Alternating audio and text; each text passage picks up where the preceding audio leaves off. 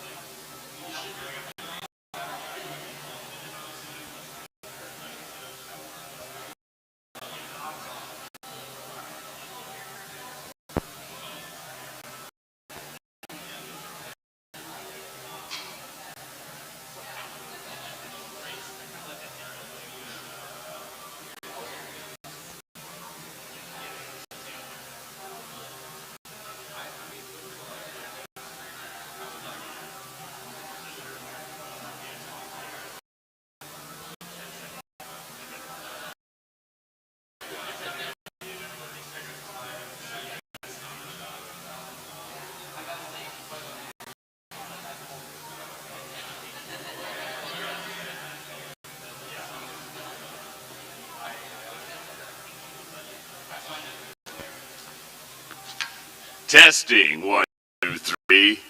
Well, welcome aboard, my Fisher Poet friends, and welcome back to the Fisher Poets gathering here in Astoria, Oregon. Woo! I tell you what, I almost feel like this is a little bit my town, born and raised on the streets of Astoria, walking amongst taller warriors that once existed here. Now, I'd like to mention a couple things as far as respect for our readers. It takes a tremendous amount of courage to stay a piece of yourself here. So, once again, just make sure that you show some respect for our performers this evening. And I tell you what, if you really take it all in, you will find that the true beauty is in the heart of the performer. Step up forward here. One of our first readers, unfortunately, we've had a no-show, so we're going to move Abigail right up into the starting lineup. Abigail Calkin, born in Boston and raised in New England and New York's Greenwich Village. After moving to a few other states and living in Scotland, she settled in a small town in Gustavus, Alaska. Now, Abigail is a very accomplished author, and she has published a book, The Story of a Disaster and a Coast Guard. She will be presenting this evening. So let's give a warm welcome to Abigail Calkin.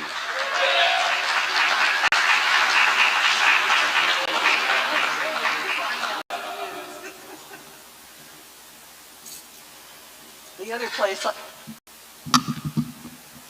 I'm shorter than everybody else in the world practically.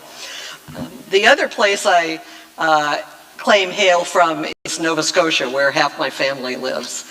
And going back there in October or maybe September to work on a story which will be fiction and historical fiction and some nonfiction about my great-grandfather who was a sea captain. Anyway, I have some poems for you tonight. Don't think I have any prose. And this first one has been published in the Northwest magazine Cirque, C-I-R-Q-U-E, as in Cirque du favorite children, but it's okay to have favorite writings. And this is one of my for words. Now, I need to tell you that if you don't know any Russian at all, the word znаю in Russian means I know. And I use that a few times in this poem. On a winter's day, when sun hovers 22 degrees above early afternoon's horizon, I ponder what words I control. I check lines, fuel, Gumby suit, a euphonic word, and temperature, +10. I zip my warmest gear, start the engine, leave the river, and turn to sea. When I reach the fair weather grounds, I set my lines and run a slow troll. Znаю. I know the sound of I know. Znаю. I snap the gear as I run out my line and wait. Drink bitter coffee as we, the boat and I, troll to the west. I hear the bell that says all is well. My hands are warm, waiting inside alpaca, then rubber gloves. I begin to run the gear. The winter's azimuth comes first. A gentle time I shall keep. I throw it on deck to gut and analyze when all the words are in. Am at dockside and home for a soon good sleep. Apricity flops on deck, almost of its own volition. That warmth of winter's low sun against my face. I leave it there, lying warm and silent against the gunwale. Znаю. I quietly know the next one that I take off its hook. I put this one in my pocket to keep my knowledge warm within me as this trip flows in language I know. Yuck! This double ugly has too many plosives and so little meat. I cannot compare it to the elegance of felicity or homily or mackerel and toss it back. Silence of home, of ocean. How did I get two on one hook? Did they grab the bait at the same time? Or did one eat the other, as one lies atop, one below, wedged together as if one? Next flops a fellow tough to take off the hook, a brazen tatter-a-tat, whose front is his back. No back fin on this character, just horned heads on both ends. He's a knockabout on deck, but I'll keep him. I like his shuddering, shattering bang-a-clang. Ah, these lines, do they and I offer one another justice? Have I tied them 60 on the deeps or 25 on this inside gear? Do I have load enough to head back from a money-making trip? As I pull my lines, I land one more, a lugubriosity, who reflects my feelings at the end of this or any trip to the sea. That mournful sorrow of leaving my ocean, of water of words, of placing these fish in order, of finding the tender where I offload and sell this morseled miscellany.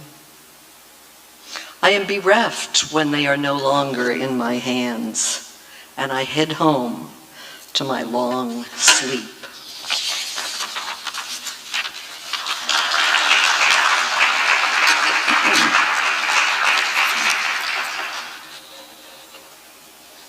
My son lives in Juneau at 500 feet, which isn't much unless 500 feet below is the Gastineau Channel. And it's foggy there. I'm sure you're used to fog. I am.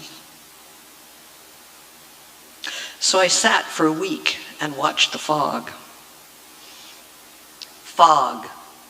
Fog rolls, hides, envelops sandy shores, shrouds tops of tall masts.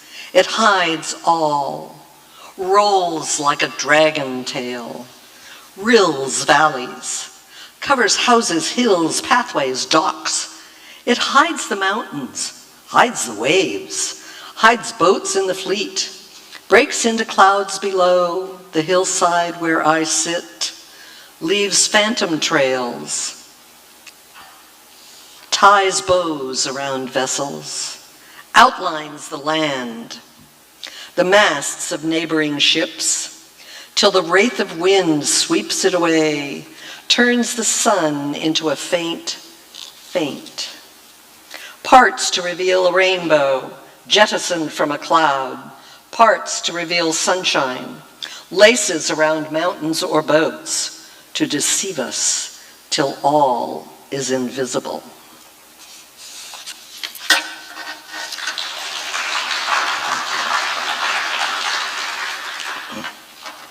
Now, one of my favorite people in the world has been Odysseus since I was 11 years old, when I read the Iliad and the Odyssey. So I thought I'd write a poem about him. And so it was he plied the ancient waves, each wave's new yet older than any fish or earth's millennial measured eons. Born of Ithaca, young Odysseus fought in battle for his Grecian isle. 10 years he fought on land across the strait. 10 years he journeyed the short leagues of sea to hallucinate and hammer away long angers instilled by brutal battles. Battles may be short, perhaps just moments, but their residue may last 3 lifetimes. Odysseus journeyed home, and only Argos, his old dog, recognized his scent, a scent not washed away in blue-green seas, a scent his son, so human, did not know.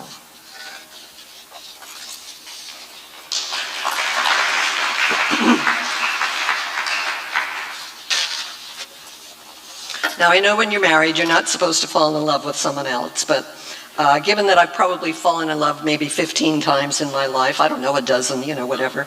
I have fallen in love with a very ancient fish. And this is the first poem that I am writing about this fellow. And he's absolutely amazing.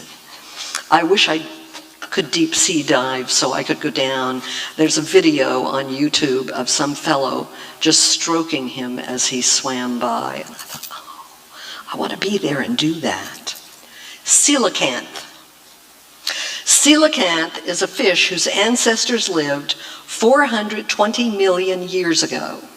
Now, I don't know how many of you are familiar with Oklahoma or the Wichita Mountains that are in Oklahoma, but they are the oldest mountains in North America, and they were formed over 400 million years ago. So, around the time, the coelacanth was also swimming around. It still lives at the ocean's bottom, mostly in caves.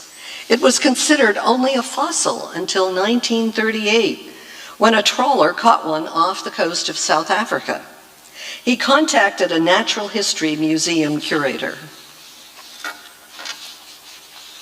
I, coelacanth, was born from magma spewed from ocean's yellow belly, a home for fish you will never catch or see, a home to those who live and die. I lived when the dinosaurs lived and hid well in caves at the ocean's bottom for 400 million years. I was a mere fossil until 1938, when a South African fisherman brought me to Marjorie Courtney Latimer. She cared for my 6-foot, 200-pound dead, white-speckled, mauve-blue body with 2 pairs of walkable fins with bones and a puppy-like tail. Some scientists think I may be the first fish to move out of sea onto land. I don't know, but if I did not, my birthed and bone-finned descendants did. Trawl nets now entangle my back, drag me crying in silent shock to hear me gasp in shallow waters. No one will find me at a fishmonger's. I warn you, I am too oily, foul-tasting, and will give you 2 days of black water. Soon you will study me with fascination. So we spoke. I am coelacanth. You say you have seen me. Want to hold me in your hands? Yes, I do, and I don't want to let you go, I say to an eye or a scale. I want to hold you, curtain of night, exposed to day.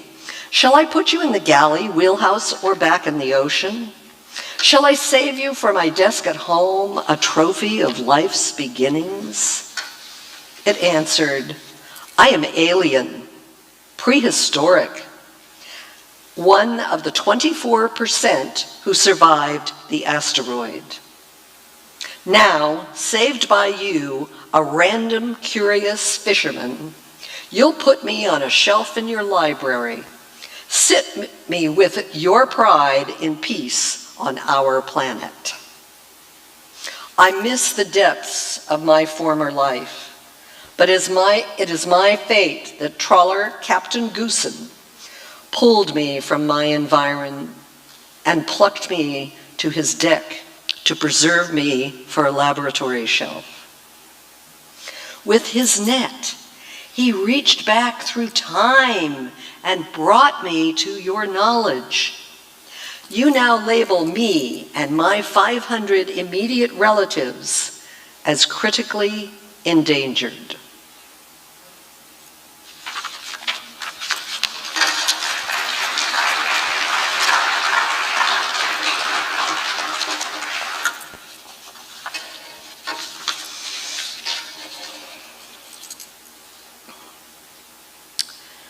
This one is titled Silence on an Early Fall Day. When I was introduced, it was said I live in a small town in Alaska, which is true. So I can go for a walk on the road, which goes nowhere other than in town, or to the national park. And I can walk there and see no one, hear no one, sometimes not even an animal or a bird in the winter. So, this one starts with some silence.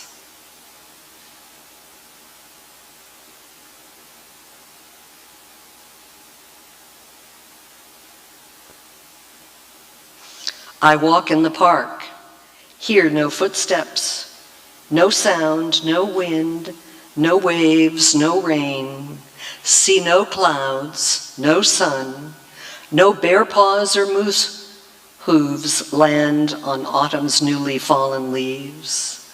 I see no porcupine, mink, or muskrat. No fish move upstream to spawn.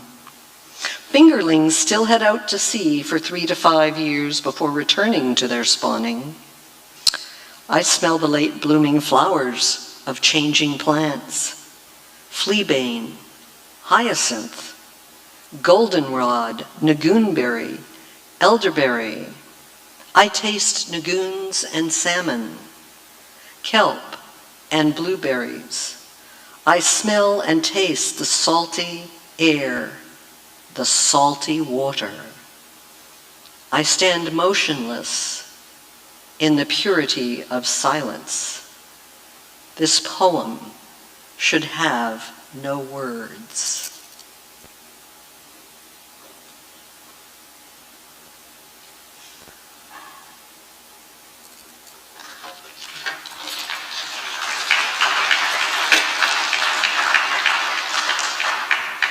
Thank you. When I interviewed Larry Hills, the commercial fisherman who was caught in the trawl net for the book The Night Orion Fell, sometimes he would pause for 7 seconds or 11 and a few times for 15.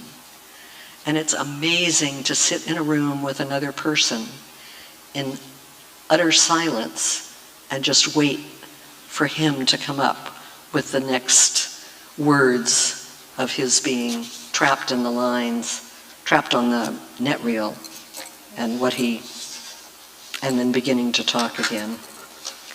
I'm going to end with 2 slightly lighter ones. 2 of my 3 grandchildren really like to go fishing. The 3rd one probably does too, but she's a little young. Reed, he's 3 years old. He catches Dolly Varden. He catches halibut. He fishes off the bridge over his creek for pinks and cohos. He fishes off the edge of the stairway. With a bobber, not a lure, he says. He wants to be a fisherman when he grows up. Nora's halibut. She was 4 years old when she caught her first halibut. Reed caught many dollies by then. No competition, just the joy of children fishing in the rolls and curls of icy strait. Thank you.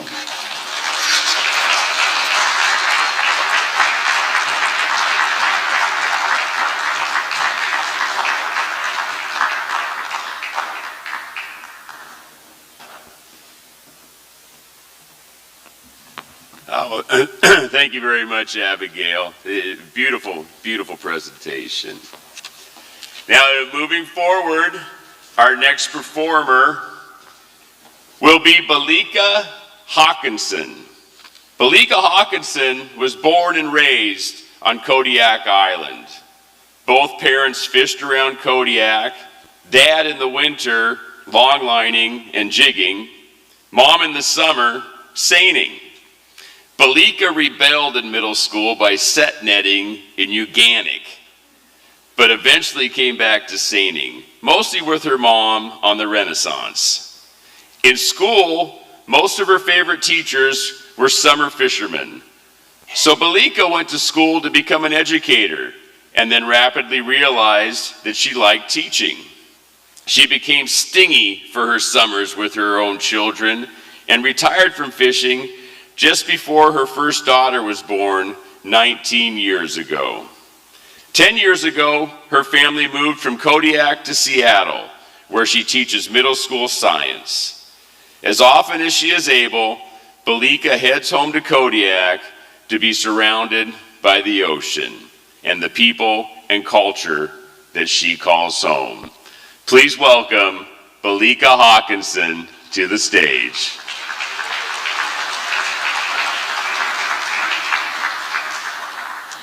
So in a funny twist of fate, I guess it's called, I also am in love with the coelacanth. And there's a really great book called The Fish Don't Exist, which is about the coelacanth. Amazing book. In another weird twist, my husband's name is Fish.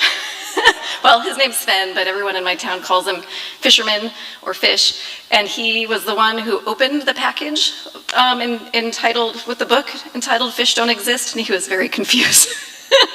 Really good book, though. Anyways, I'm here to talk not about being a fisherman, but about learning how to not be a fisherman anymore. And it's been 10 years now since I've lived outside of Alaska. In those years, I've had time to get some perspective. I was raised by two fishermen. My dad jigged for cod on a little wooden Hansen double ender named the Lindy 2. My mom ran the salmon seiner, the Renaissance, often with an all-girl crew. As a kid, I had my choice of fisheries and fishing options, but never considered doing anything but fishing during the summer. That said, I had the fishing life figured out. The non-fishing life, though, not so much. I've been slapped in my face with my own ignorance many times. It's been harder for me to learn how to not be a fisherman than it was to become one. Let me give you a few examples. This is a tale in 5 parts. Part 1 of learning how to not be a fisherman. There were things that I learned embarrassingly late, often all at once. And I'm not talking about the little things that I learned at age 5 or so, and I'm still reminded of to this day by giddy family friends, like playgrounds are not called crab pots, even though crab pots can be playgrounds, or at least they were at our homestead in Uganik on the west side of Kodiak Island. Also, a bucket display at the local hardware store is not a good place to pull down your pants and pee. Not all buckets are for peeing in. I'm talking about things I learned much later, like not everyone has a salmon season. When I went off to college and I sat next to a cute little thing from West Virginia who wanted to be a statistician like my mom and dad, and my head went blank about where to go from there and what to say next, so I decided to ask her what she did during her salmon season. And as soon as it was out of my mouth, I realized it was a completely nonsensical question. But the concept of seasons as periods of time in which one transitions between things was so ingrained in my mind that I couldn't conceive of how else to even think about time in another, more normal sense. I acknowledge how ridiculous it is that it took me 18 years for this to sink in. Regardless, I continued to have these little ignorance awareness experiences. Next lesson that sticks with me: one does not necessarily use extra tufts to dress up an outfit. I mean, in Kodiak we did. We'd wear extra tufts to prom, and we'd wear them out to dinner. At my best friend's wedding in the little Russian Orthodox church in the village of Old Harbor, all the bridesmaids and the bride, with her long white dress, wore extra tufts. Extra tufts are an inexplicable symbol of identity and Alaskanness. Extra points for shiny, dried-on salmon scales. I lasted a year at Smith College, a small all-girls liberal arts college in Massachusetts. I never felt at home chit-chatting about summer camps and ski vacations. I craved the salty smell of the ocean and a broad horizon line to give me that sense of smallness that made me feel calm. I felt a sense of smallness at Smith College, but the smallness was because I was out of place and ignorant of the way the world worked, not small as a part of the land, the resources, and the community. I had no common language with the girls at Smith, and I felt clunky, disconnected, and terribly blue-collar. In my world, being blue-collar was a point of pride, but not so much in the East Coast college world. That year ended with a summer of salmon fishing that grounded me, but I knew that I wasn't going back to Smith. I finished up college far away, but in a place that felt more like home, the little fishing town of St. Andrews in Scotland. That felt real to me. As a plus, it got out in May, so I wouldn't lose my place on my mom's boat for Reds. School buildings were intermixed with markets, pubs, and coffee shops. But I still found myself continuing my schooling, learning how to not be a fisherman. For example, dirt under your fingernails and muddy sweatpants are not symbols of prosperity everywhere you go. The posh London boy who followed me around for a while asked me a lot of questions. I realize now that he was just trying to figure me out. Aren't you bothered by the dirt under your fingernails? No, I was gardening. Aren't you going to wash your hands? It hadn't even occurred to me to dig the dirt out from under my nails. It was my second year at St. Andrews. My girlfriends and I lived in a sweet little flat down by the sea with a spacious yard. I gleefully grew herbs and weeded to keep myself busy, to connect with my home and my land and do what I always did, grow stuff, make stuff, be self-sufficient. I was intending to keep getting my fingers dirty, so why bother with the nails? He stared at me intently as I struggled with figuring out how to respond, and I think I tried to explain my reasoning. I don't remember, honestly. Eventually, I stopped answering his calls, avoided his pub and his posh London accent and his probing stares and his questions, and I realized I didn't want to understand where he was coming from. I found my people eventually. They were the locals, the brick mason, musician, the down-to-earth Scots, the international students, the gravedigger who spent his time birding, the Bosnian refugees. We weren't outcasts. We just weren't bothered by a little mud under our fingernails. In my journey to learn how to not be a fisherman, I realized that there are certain lessons that I'm glad I learned early. My mom worked very hard at creating a sense of family amongst the 4 crew members on her 52-foot seiner. 3 months on a boat with people who understand each other and enjoy being around each other was the key to sanity for all of us. I wasn't about to unlearn this lesson. Chapter 2. There are things I find myself unlearning slowly without even realizing it. Things like, it occurred to me the other day that when I need a screwdriver or a knife, I have to dig around for them. I was always tripping over them in our Kodiak house. Also, I no longer have a Victorinox in the car, in the house, in my purse, and on the porch. It feels a little strange to think about carrying around knives in a place like Seattle. Secondly, I've known for a lot of years that the key to a fisherman's heart is not candy bars, but fresh fruit. Soft ones like nectarines or cherries that don't travel well. When I was the boat cook, I guarded the fresh stuff fiercely, shook my head at the greenhorn who tossed perfectly good wrinkly carrots in the bin. I was visiting friends at a setnet site in Uganic a few years back. I'd brought a big bag of fresh stuff, as usual, and while cutting strips of red peppers for a salad, I looked over at my friend Erin, picking the pepper tops out that I'd thrown in the compost bin. Perfectly good pepper bits. I had a flashback of myself doing the same thing with a greenhorn on the Renaissance. Apparently, 3 years in Seattle had turned me into a greenhorn. I'm sure I'll keep realizing the ways that I'm secretly and slowly changing, but the last thing that I seem to be slowly unlearning is how to handle the booms in the bus. As a kid, a poor fishing year would mean that we'd live in the bus that we drove from Kodiak to Costa Rica for those precious winter months that we got off the island. A good season would mean we would fly. Now I get paid once a month. Whether I have a week where I do some awesome teaching or whether I prove a complete failure at discipline, that week does not change my paycheck. We plan our vacations like the rest of America, based on when we feel we can afford it, not a mentality of, I have to get off the island, I don't care what it takes. Part 3.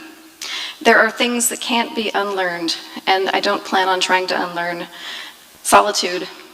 We can handle it. Don't have Wi-Fi or fancy electronics, no problem. We have beaches and rocks and hills wherever we go and the ability to go macro. Checking out and finding wildness anywhere is something that can bring us right back to our quiet places. Snow, ice, slush, and don't feel like doing the thing, just dress for it. Don't know how to change the oil or remember where the alternator is or what it does? That's what manuals are for. Just because some people are paid massive amounts of money to fix things doesn't mean it can't be learned. But the most important thing I learned growing up as a fisherman, the kid of fishermen, and in a fishing town, community matters. How we spend our money matters. Farming, fishing, those industries that not only drive small town economies, but keep people tied to realizing the importance of the land and the environment. These are our hope for the future. Chapter 4. If I can't actually be a fisherman anymore, how can I make sure that my kids grow up with the same values? As I reflect on the way that fishing has become a way for people to feel tied to place, I realize how important it is to provide this to my own children. We moved to Seattle when our girls were in 2nd and 5th grade, so I was worried when my 15-year-old daughter got a job at Cape Uganic for a couple weeks one summer. I tormented her with lists and piles of supplies. You need wristers, you need large rubber bands for your boots, books she had to bring. I was mortified and worried to think of her as the new crew member who might tuck her rain gear into her boots or put her fingers in between the skiff and the tender. But when I got my first letter from her, I knew the circle was unbroken. Her favorite summer moments, the smell and the look of fresh-caught salmon, laying in the grass and watching the clouds drift by, not having a phone, puking multiple times over the side of the skiffs in between sets, but surviving. The 80s station playing a steady stream of Snoop Dogg, dancing in sweatpants under the disco ball in the cabin kitchen, which was, by the way, a buoy covered in tinfoil. The kids are all right.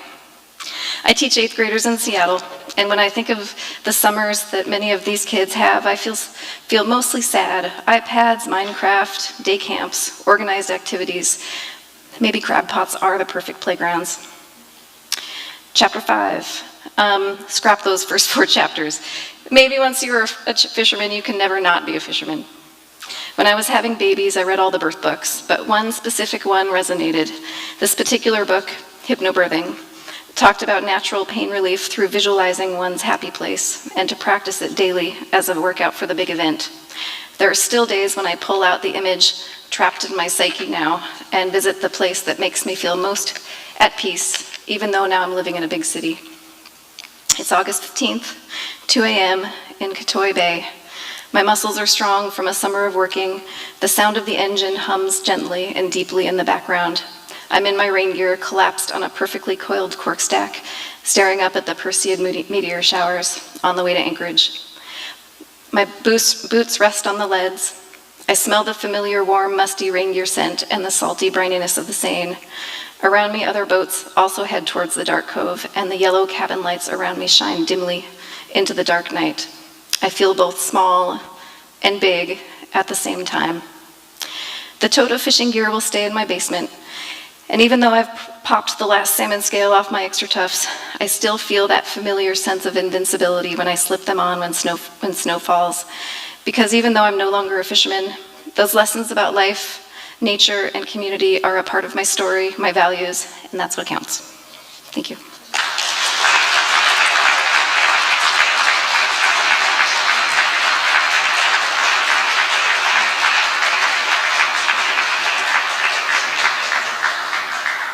Oh, thank you very much, Balika. I tell you, I've spent some time in Kodiak myself, and I'm sure you've enjoyed the King Crab Festival.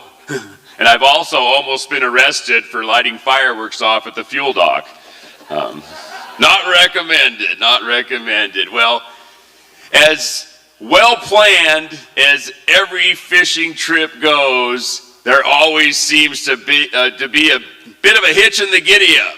And unless we have a David Bean hanging back in the curtains there, I'm going to take this opportunity to fill the void with a couple pieces I have of my own. Now, not to give away too much of myself, I've been dragging my knuckles across the decks of commercial fishing boats for 30 years, as I always say, from the Bering Sea to Bodega Bay, California, and just about everywhere in between.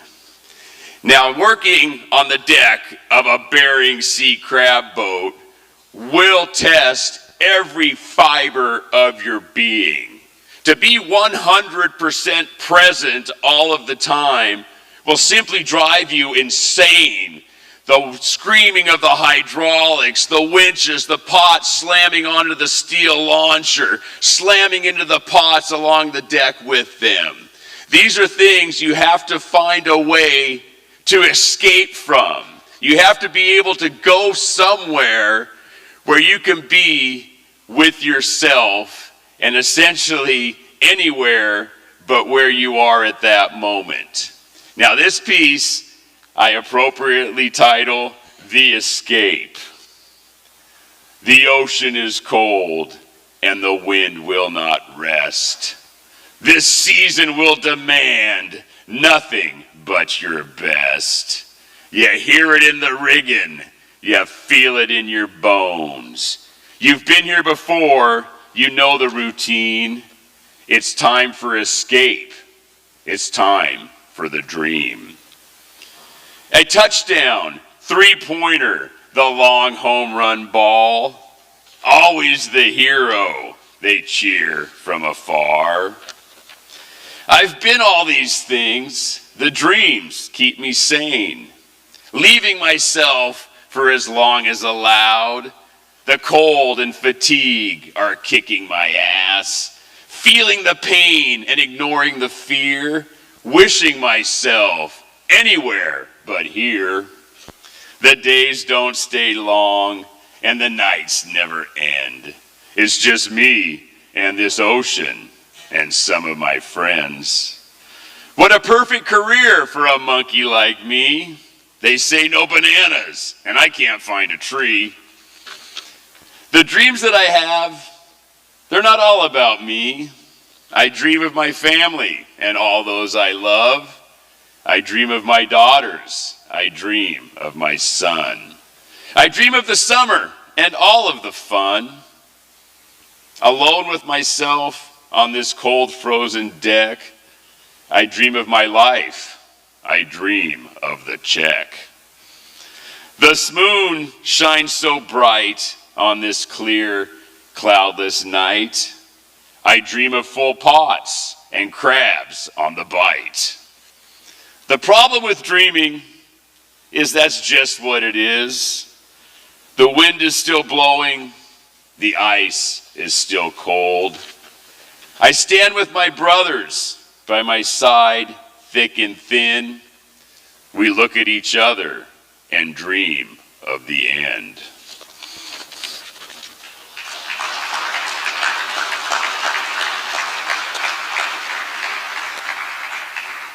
Now, commercial fishing will inspire dreams that no matter how far-fetched seem possible.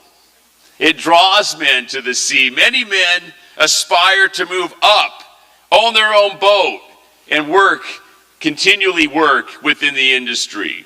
Some men are working so hard because they want to find a way out. I definitely was of the latter. Now, one of the biggest goals was to find some sort of peace on dry land. I tell you, being on the ocean for so many years makes it a little tough to assimilate yourself to dry land. You're out there risking your life, giving everything you have, leaving it all on the deck. And I tell you, it truly is a life and death industry.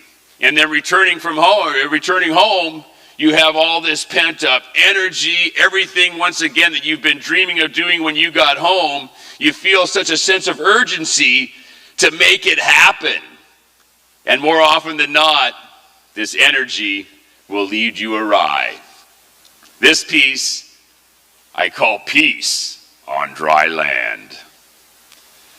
Although I was born right here on dry land, I cannot find peace or work for my hands. From the first salmon I picked from the net to the last pot I slammed to the deck, the waters I work provide protection and peace. Yet the demons I leave at the dock in the light patiently wait for my return to dry land in the night. Sitting close by my shoulder as I take that first drink, the demons of dry land, now one on each side. Once back on the beach, there's a fight deep inside. The attitude it takes to survive on the sea does not serve me well on the land with the trees. Pour me a double, I know what I need. A Disneyland dad was the best I could do. The struggle within sends priorities askew. The shorter the stay, the less damage done. This stay on dry land can be so much fun. Yet what is that thing that sends things awry? It could be the liquor or just too much salt on my fries. Depends who you ask, but I'm not a bad dude. A fight in the bar, another black eye. But back on the ocean, I'm a hell of a guy. Pull the chains off and let those pots fly. These 30-foot seas make me feel safe deep inside. It's the demons of dry land that give me such fright. Yet home is what I fight for, and what I work so damn hard. My days on the deck have now come to an end. I search for adventure to fill that void in my life. The demons of dry land still close by my side. It's time once again to give dry land a crack. Don't go so crazy and cut life some slack. The ocean can't save you. You're too old to go back. One thing's for sure, we never give up. Even when we fail, we get right back up. So even if it takes the rest of my life, I will search for peace on dry land until the day that I die.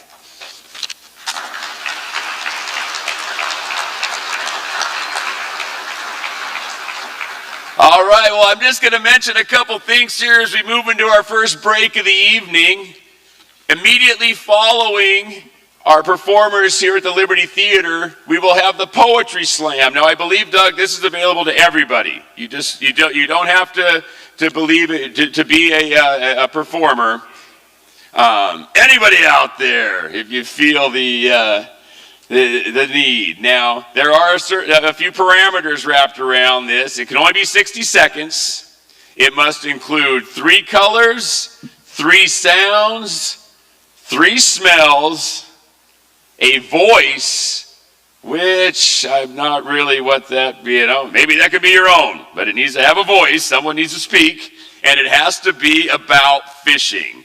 And once again, this will take place immediately following our performers here at the Liberty Theater.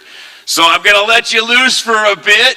We'll be right back here at 6 o'clock for our next performer, me.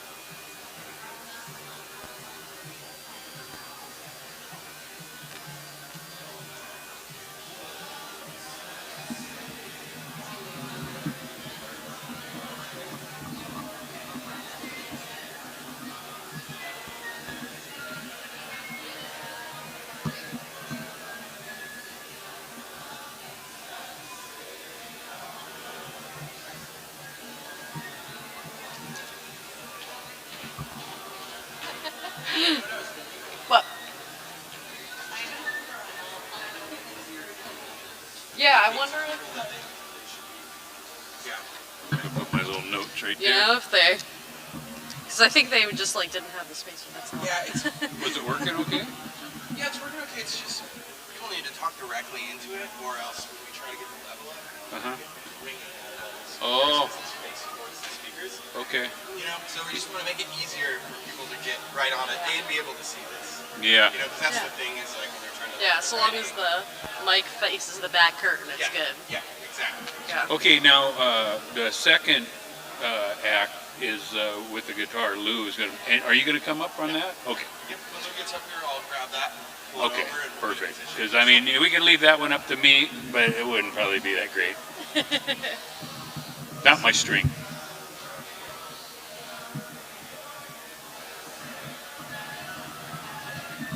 Ooh, that's good.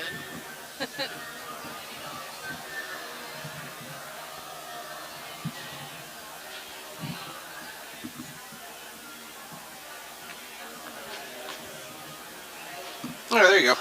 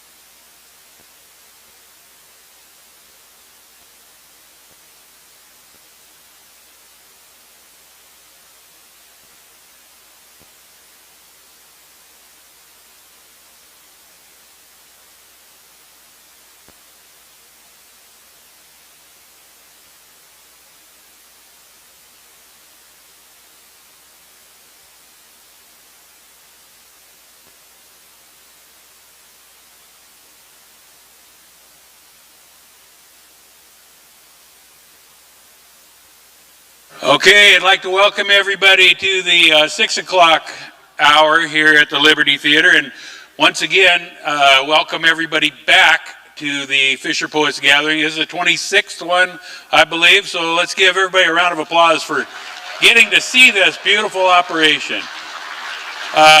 Also, we've been mentioning at every hour that there is this poetry contest at the end of the night here.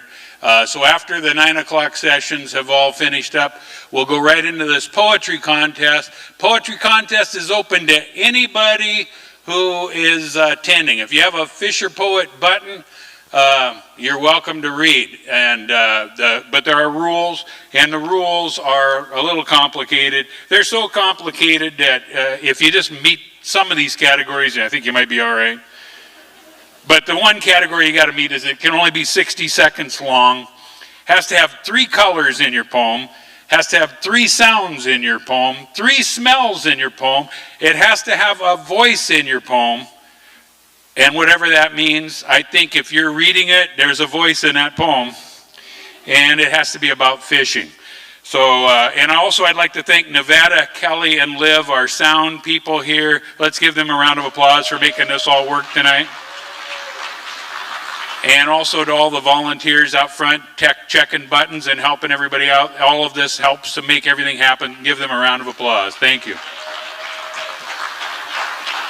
Okay, our first performer didn't give me a bio sheet, but he's homegrown. He's from this area. He's been fishing, I know just from him filling in a little bit ago, for 30 years from somewhere in California, Bodega Bay, I heard, all the way up to the Bering Sea. He knows about things that happened in the little town I live in Kaufman Cove, so that's pretty cool. He also told me, here's how local he is. He told me right in that front seat right there, he sat with his 11-year-old girlfriend, and she gave him a red hot right here. A sticky red hot right there. So please welcome Danny Kaiser.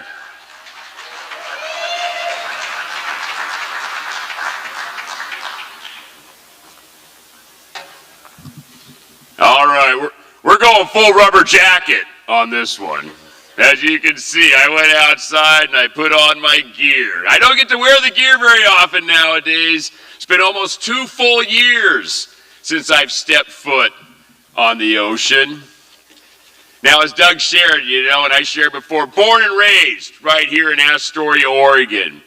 I live in Chinook, Washington at this time, which is a small little unincorporated community just across the Astoria-Megler Bridge. You go over the bridge, take a left, go through the tunnel, and that is the town of Chinook. Now, coming here this evening, and every time I travel across the Megler Bridge, I cannot believe what a beautiful commute I have. Coming across this evening, I could see the glow of the sun going down. The town of Astoria in all its glory, and it could very well be the town of my youth from a distance. Behind the town, in all her majesty, is Saddle Mountain. And as I look to my left, I can see the glow of Mount St. Helens. And then as I look to my right, I can see the graveyard of the Pacific. One of the most beautiful places on the planet, as far as I'm concerned. I played football at John Warren Field. The banks of this river are literally painted with the blood, sweat, and tears of my family. My father and my mother worked for Bumblebee Seafoods, which was the last salmon cannery on the Columbia River, closed in 1979. My mother's side were fishermen, gill netters on this mighty river along with Alaska. This river truly was their dream. And becoming a fisherman as a young man was truly one of mine. I was literally born just around the corner at St. Mary's Hospital. Now the first piece that I'm going to share is Yesterday.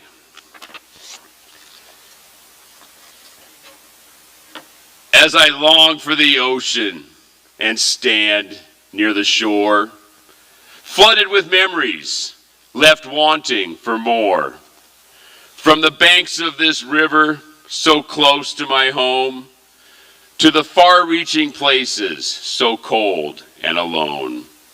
I was born around the corner, and just a few blocks up the street.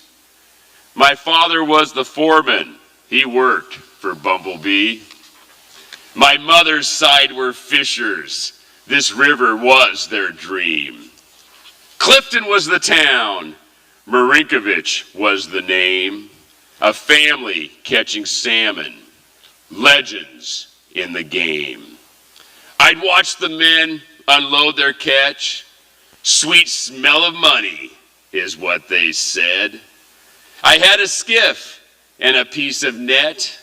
My drift, it was an inside set. As summer would near, ready the gear.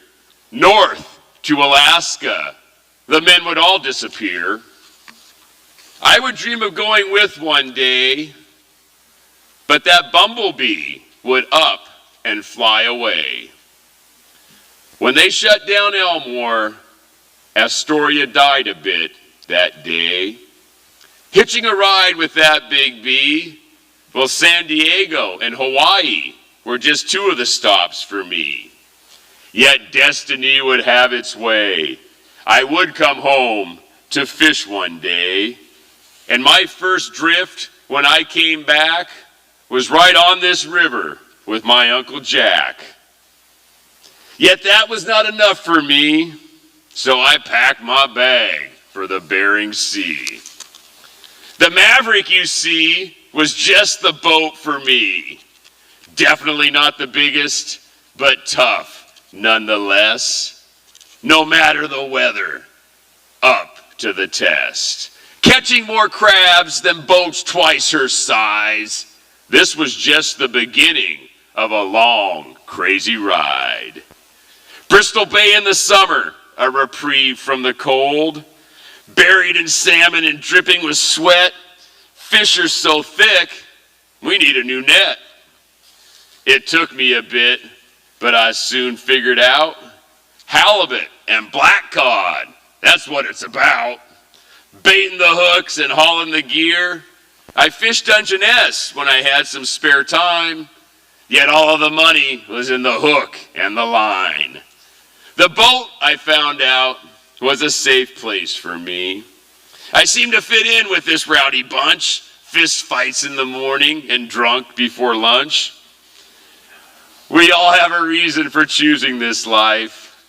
Some claim the freedom, some claim the wife.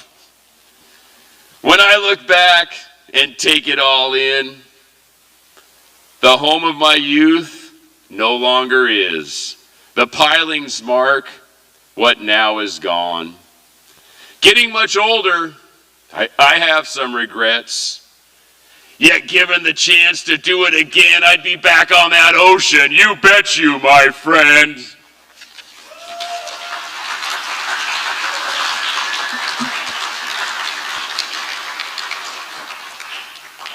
Now, I always have been dragging my knuckles across the back deck. Now, I know every boat needs a captain, but those boots on deck are the engine that drives the machine. As I shared earlier, the dreams of commercial fishing inspire dreams among these men on deck, whatever they may be. Although you have very little control over your schedule. When are you going to get to go home? How long are we working? All of those decisions are normally made from the wheelhouse. But I tell you what, the bond that exists between those men on deck can never be broken. Many of the men I've walked the decks with no longer are here. It's a brutal industry, and it takes its toll on these men. But as I said, the boots on deck are the machine. Who are the men who risk the most? They wander the deck, much like a ghost. The boots they wear are just like them, extra tough in the ice and the wind. We We work the deck and haul the gear. When the crabs are thick, we root, we cheer. The days are short and the nights are long. Through freezing spray and sleepless nights, through the pain and exhaustion, you must keep up the fight. The deckhand, he dances to his own special song. A dime a dozen, some captains say. My gear, my boat, we do things my way. A good crew can be hard to find, and a good captain knows where to draw that line. Can you haul them faster? He yells from upstairs. Well, I've never seen a pot hauled from that bastard's chair. The deckhand's life, I know it well. No place for man, a frozen hell. The ocean spits out a broken bunch, 5-star hotels and high-end scotch. Come noon the next day, you can't afford lunch. We save for tomorrow, we fish for today. The pots keep on coming, there's bugs on the run. Stuffing the hold, we never had so much fun. More crabs in the tank? That's more cash in the bank. You must find a reason for choosing this life. So far from our family and all those we love. The family at home waits by the phone. When will Daddy call? When will he be home? The season has been so long.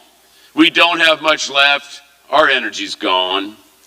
One thing you know for sure, your brothers have your back, standing at the rail or way up on the stack.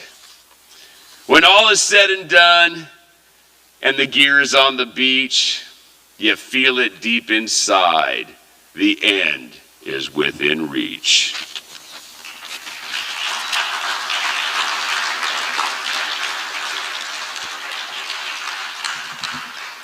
Now, the Bering Sea crab fisheries of the early 90s were every bit the heyday of the king crab fisheries of the late 70s. If you can imagine, the Apelio quota was 300 million pounds.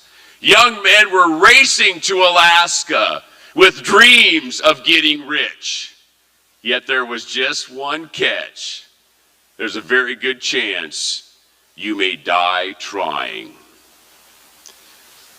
Now, this industry will test every fiber of your being. There will be moments on deck when you feel like you have nothing left to give, when you cannot move forward one more step, and giving up is your next best option. But somehow you reach deep inside yourself and you find that strength. That strength is Bering Sea strong. Now, many of these men chased their dreams all their life, many of it unrealized. The implementation of the Bering Sea Crab Rationalization Program in 2005 essentially ended this dream for many men. It made the fishery inaccessible. We went from a fleet of 250 boats to 56 in just 1 year. These men were wandering around the docks, wondering what their next step would be. These men would not just be satisfied with any fishery. What they had given, they could never get back. Now, this next piece is Bering Sea strong. They are the beasts that roam out west, tougher and stronger than all the rest. As the ice appears and the nights wear on, this life, it plays a wicked song. So much more than just a physical test. It's a will to survive and be your best. Of all the men who ride these waves, there is one stat we all look at. Some of these men, they're not coming back. Every year we ring the bell. We close our eyes as they begin to swell. The children ask and wonder why. Why my father? Why? Oh, why? We never got to throw the ball, the hugs and kisses. We will miss them all. I've known the pain of losing friends. I've had my tears freeze for them. Yet there is one thing that we must do, and that's haul the next pot and push on through. Now, it's not always the sea that takes these men. Some of us are just lost deep within. We cannot find peace upon dry land, and these other fisheries, they don't test our hand. So for all those men, both here and gone, fair winds, smooth seas, forever on.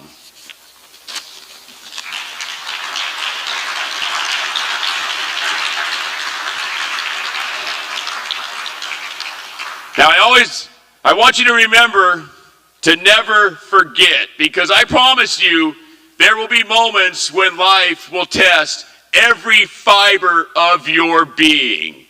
And in those moments, you will have to look deep within yourself. And that's when you will discover that we are all Bering Sea strong.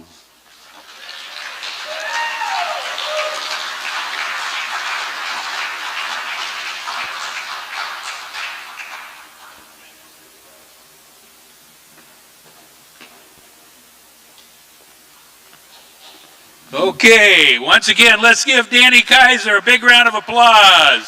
Good job. He's got to go out and change his clothes now. And our next performer is, you about ready? Or you? Okay, our next performer is from McCall, Idaho now, Lou Beaudry. He's fished Prince William Sound in Bristol Bay, gill netting and seining for 42 years. He's been coming to Fisher Poets Gathering for 10 years, and let's give a big round of applause to Lou Beaudry.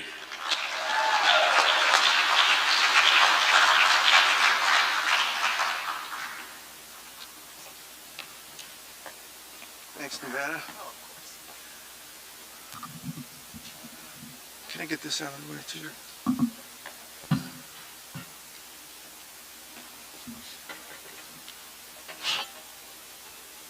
That about right?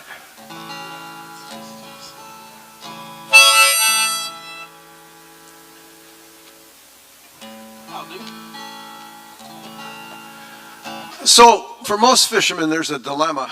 Unless you're a set netter, you can stay in one place and fish, or you can run around looking for more fish. Sometimes that works, sometimes it doesn't. There's a couple old adages. One's stick and stay, make it pay.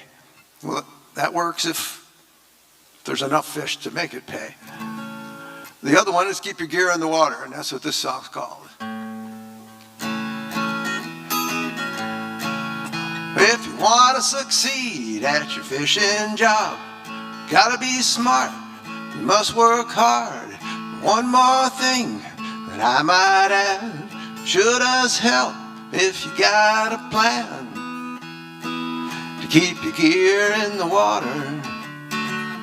Keep your gear in the water and you haul it back in. Throw the fish in the bins and repeat it again and again and again. No, it's hard to find that mother lode. Ocean so wide, so deep and cold.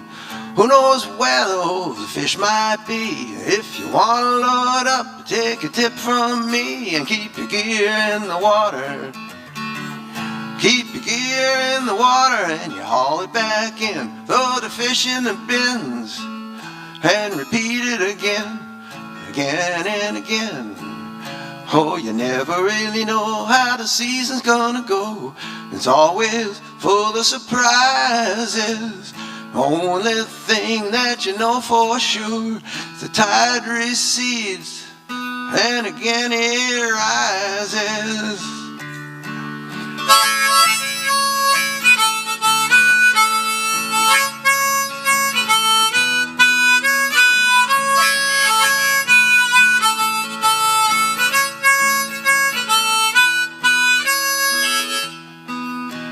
the work gets long, you're tired and haggard, nets all worn, torn and ragged. Times like these it helps to understand you're gonna get better if you follow the plan. Keep your gear in the water, keep your gear in the water, and you haul it back in. Throw the fish in the bins and repeat it again, again and again. No, you can't catch a fish with your gear on the deck, like a lamb being led to the slaughter. Still don't know what to do by now. Just add water, salt water.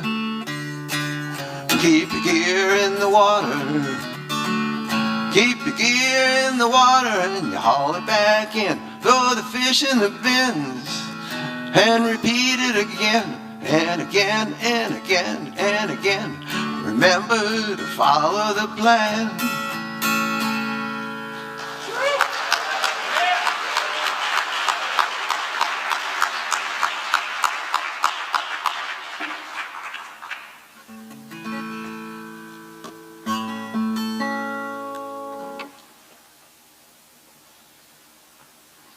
Well, I had a friend in the gillnet fishery in Cordova. His name is Tony Baran. He passed away a few years ago, and I thought I'd try writing a song for him. And Tony was an immigrant from the Czech Republic, and he came over and settled on the West Coast and fished in Puget Sound, and where I knew him up out of Cordova in the Copper River gillnet fishery. Tony was already an accomplished fisherman by the time I started fishing, so he was kind of one of my mentors. He didn't know it, but I kept an eye on him, you know. Like all of us, you know, when he got older, well, there's ups and downs in our lives, and he had plenty of both. In the end, he found his angle of repose. He was pretty happy. He fished right up to the end as long as he could. His hips were bothering him so bad that he would go backwards down the ramp to get out to his boat, and finally got another younger gentleman from the Czech Republic to help him. I was lucky enough to we shared a berth across H-float in the Cordova Harbor from each other, so we had plenty of talk and coffee together and all. Anyway, he had at one point in his life he had a boat called he had an interest in the boat called the Compass Rose, a big crab boat that he tendered and I guess crabbed. Anyway, that was not one of the better spots in his life, but he got over it and landed pretty softly in his old age. So that's what I call the song, the Compass Rose. Can you hear that finger picking okay? It's a little lighter than the pick. You good?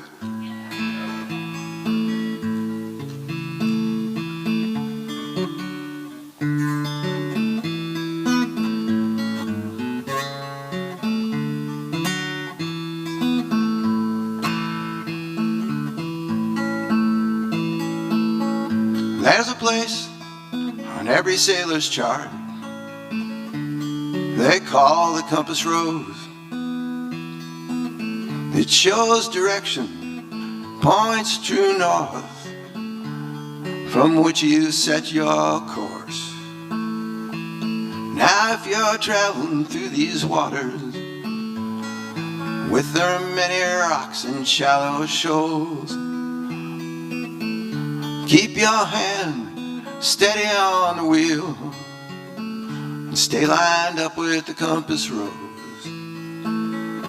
There must be 1,000 ways a man can fall off course. I've found my share right or wrong. Just when I think I might be in control, I realize I'm just drifting along. I've been a sailor on a single-handed vessel. Oh, I try to stay on courses that are known. The tides and currents sometimes are too strong. Wind and fog no one can own. I'm not saying it's a good thing. I'm not saying that it's bad. But I've been caught on the wrong side of the weather just a few more times than maybe I should have.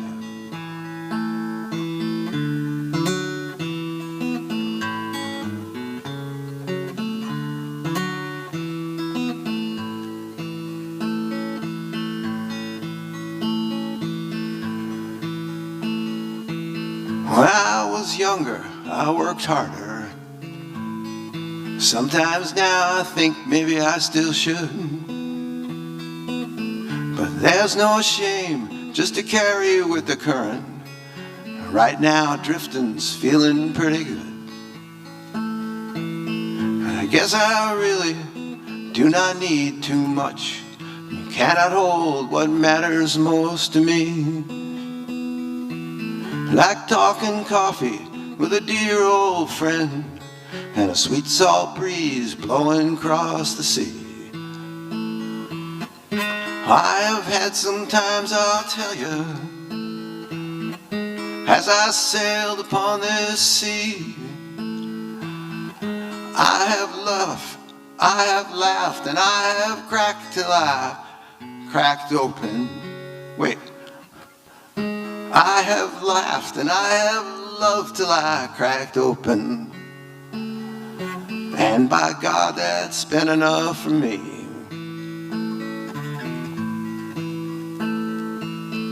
So I've learned just to take it as it comes. Watch for rocks, keep a weather eye.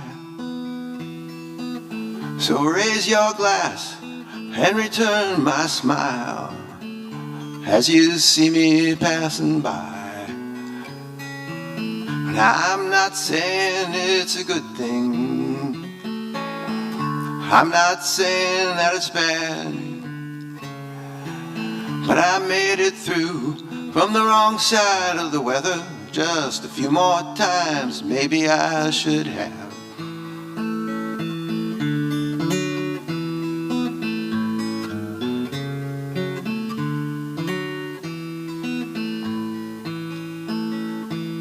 Yes, I really do not need too much. You cannot hold what matters most to me.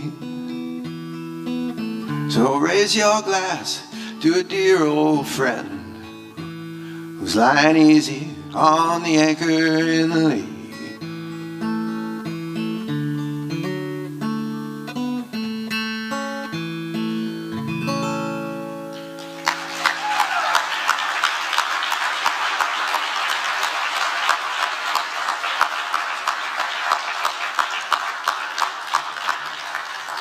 You know, I got done writing that for Tony, and I realized it's just as much about me as it is about him.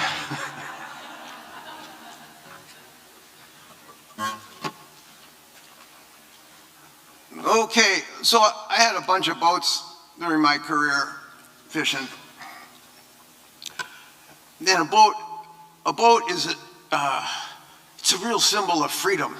I remember when I got my first boat. Oh man, I can go just about anywhere out here. There's no lines on the ocean, you know. There's things you got to watch out for, but it was very liberating, you know. And then as I fished and fished more and got more into it, a lot of responsibilities that come with boat ownership. There's a financial responsibility. You got to pay the loan, and you got to get a paycheck out of it. And the crew depends on you for a paycheck. And there's a safety responsibility. Things can go wrong. You got other people on deck you're responsible for. And then, of course, there's maintenance, which is forever and ongoing. Well, when I retired about 10 years ago, sold my last boat, and I experienced a different kind of freedom.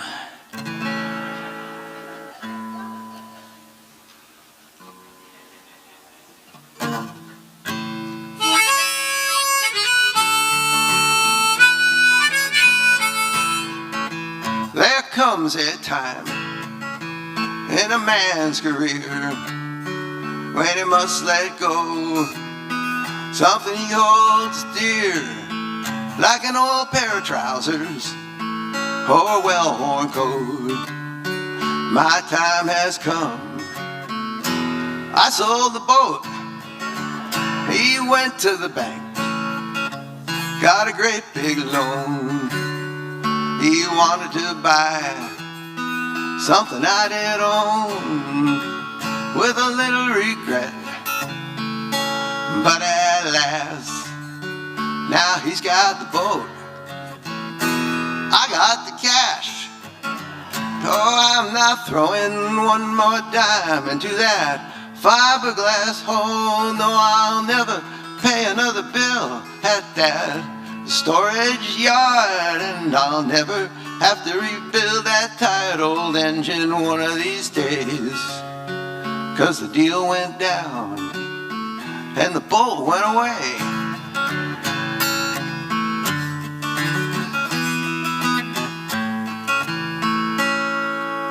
They say the two best days, boat owner knows well, the day he buys and the day he sells. I've known them both, and I must say that the buying's good, but the selling's great. No, I'm not done. I just had to fix my harmonica.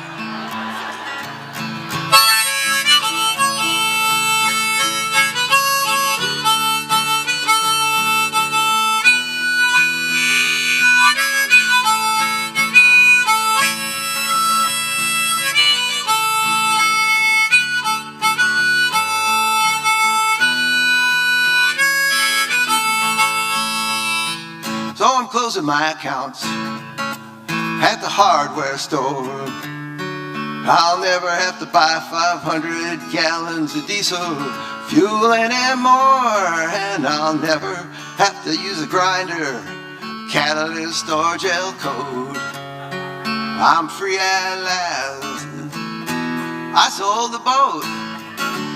Oh, I'm not saying one more dime into that fiberglass hole. No, I'll never pay another bill at that storage yard, and I'll never have to wonder if she's sinking or she's afloat. I'm free at last. I sold the boat. I'm free at last. I sold the boat.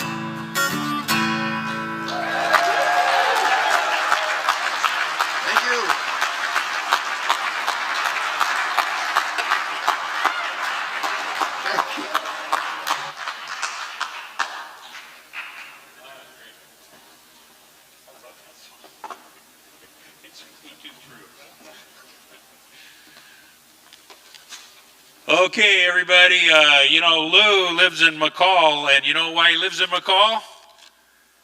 He sold the boat, that's right. Let's give Lou a big round of applause.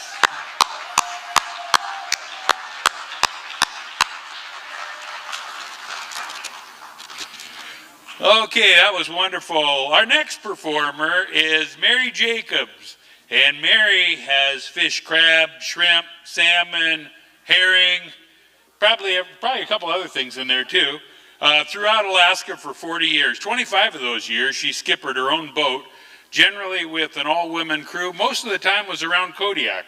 So please welcome Mary.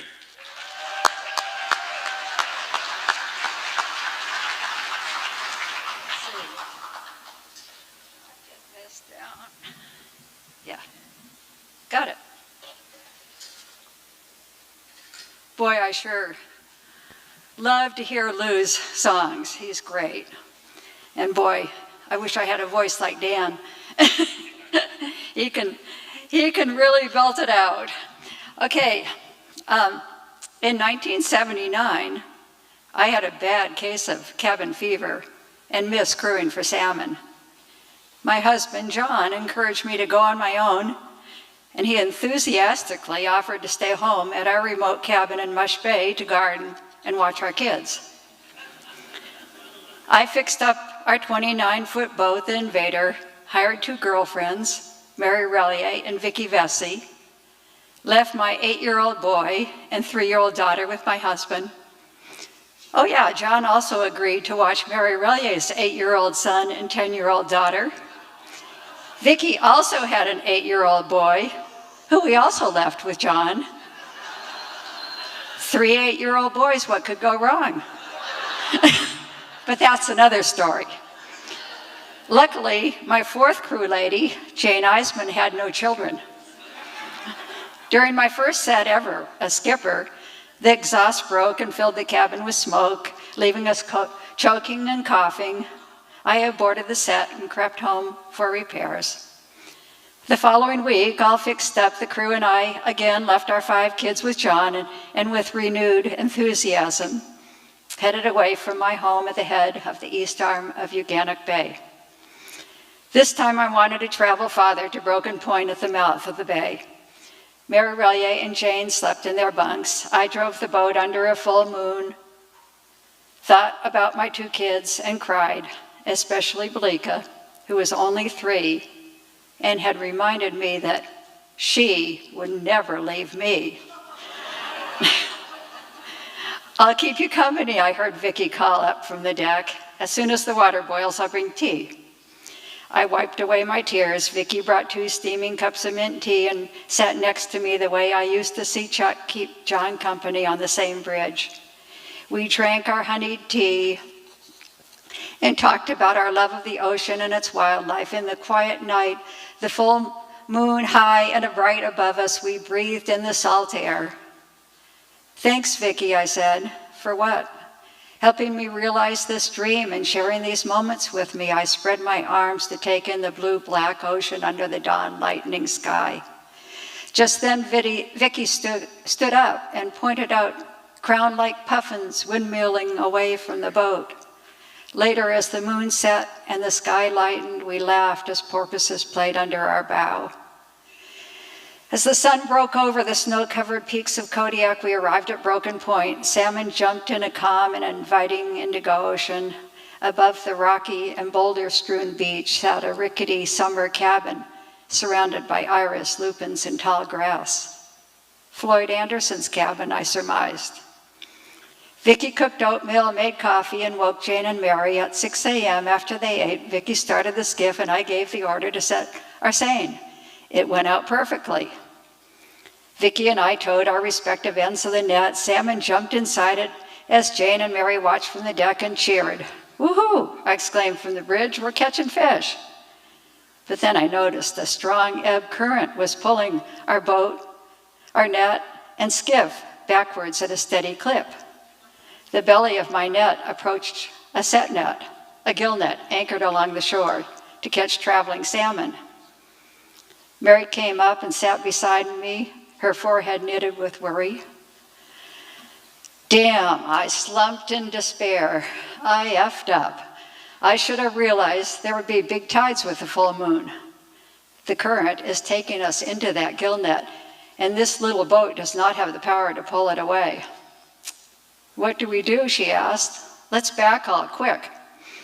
I jumped off the bridge and turned on the hydraulics when my crew donned their rain gear. I ran the controls, the hydraulics whined, and the power block pulled in the seine. The crew stacked it as fast as they could. I broke into a sweat as I saw Invader's stern approaching the gill net. I could read the name on the buoys. Floyd Anderson. I really hoped he was napping. We had about half the net in when I saw, to my horror, 100 yards from my boat, my corks entangling Floyd's net. Moments later, both sets of corks disappeared underwater. I cranked up the engine to pull the net faster, but the increased pressure caused a hydraulic line to burst, squirting oil all over us and the boat. I had no choice but to disengage the hydraulics. The situation was getting worse. Now, if we managed to disentangle from Floyd's net, we had no hydraulics to reclaim our seine. Jane and Mary looked at me for guidance. I realized that I had to be decisive. I must not panic, I told myself. We need to repair the line, I said to the crew. Mary, go look under the bunks for a 3/4-inch repair kit in the wood box. She shed her oil-soaked raincoat as she ran into the cabin. Meanwhile, Jane and I wrapped the net with a tie-up line and tied it to the winch. Jane pushed the web clear of the Invader's propeller while I put the boat back in gear so I could tug at the impossibly entangled net. But we made no headway. The current continued to push us backwards. I used my binoculars and looked over at the skiff where Vicky was trying to tow her end of the net away from Floyd's. By her prop wash, I could tell she was at full RPMs, doing all she could.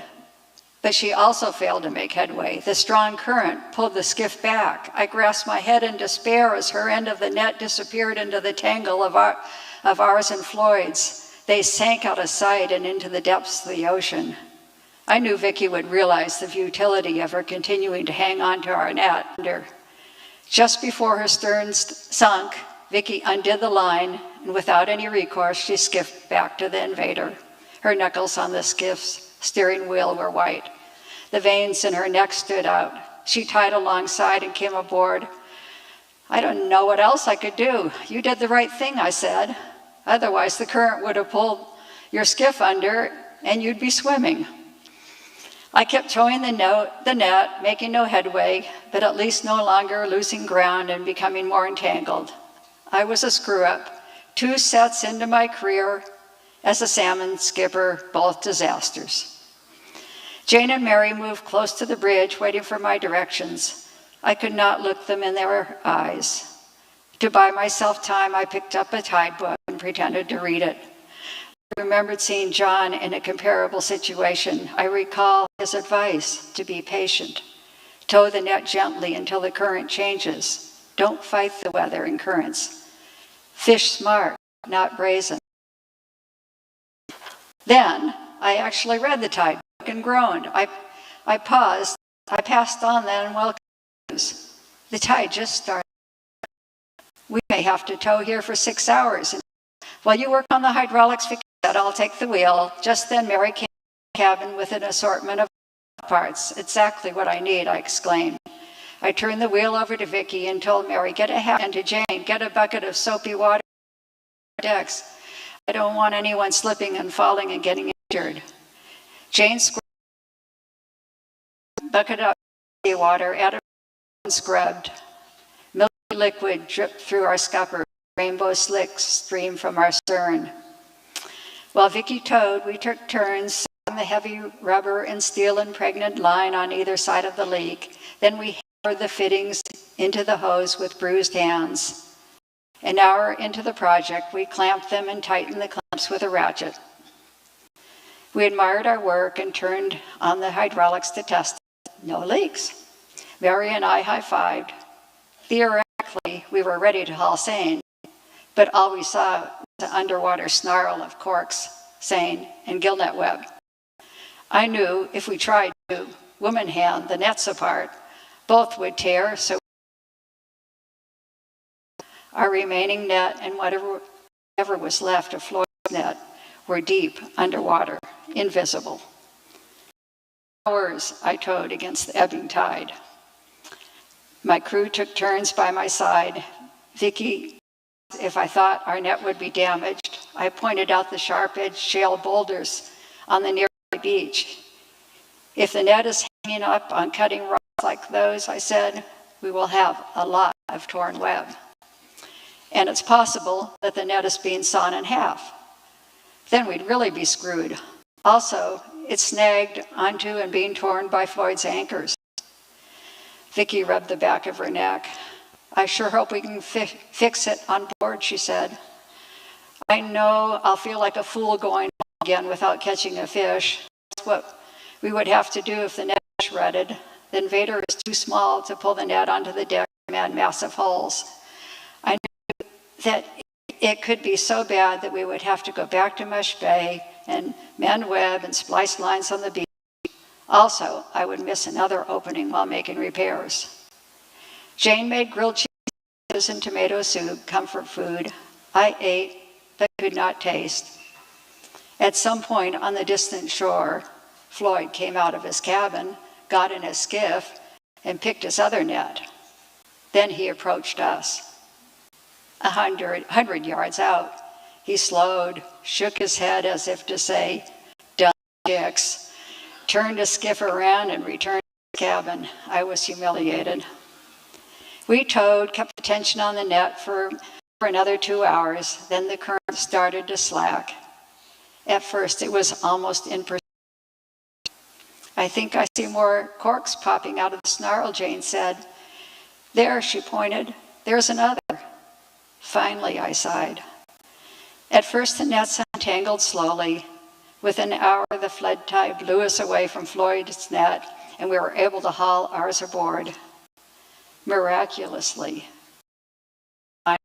in our web. Floyd's net had all his corks floating and looked like it was stretched out to catch fish. We were lucky. It could have been much worse.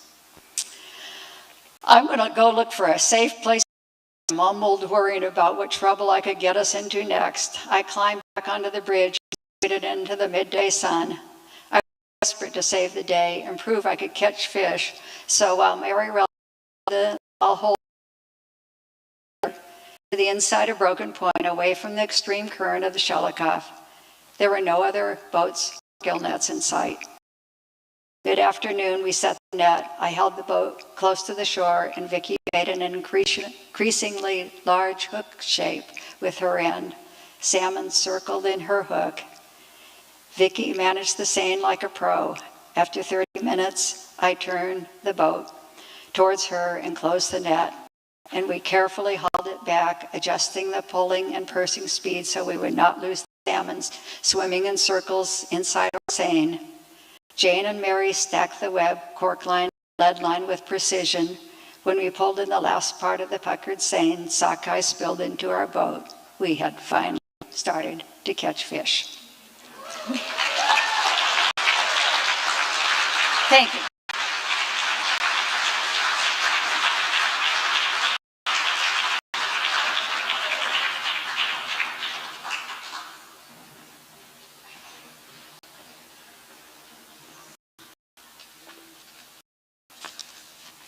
Okay, that was a great story of a mishap that turned okay. Let's give Mary a big round of applause. That was wonderful.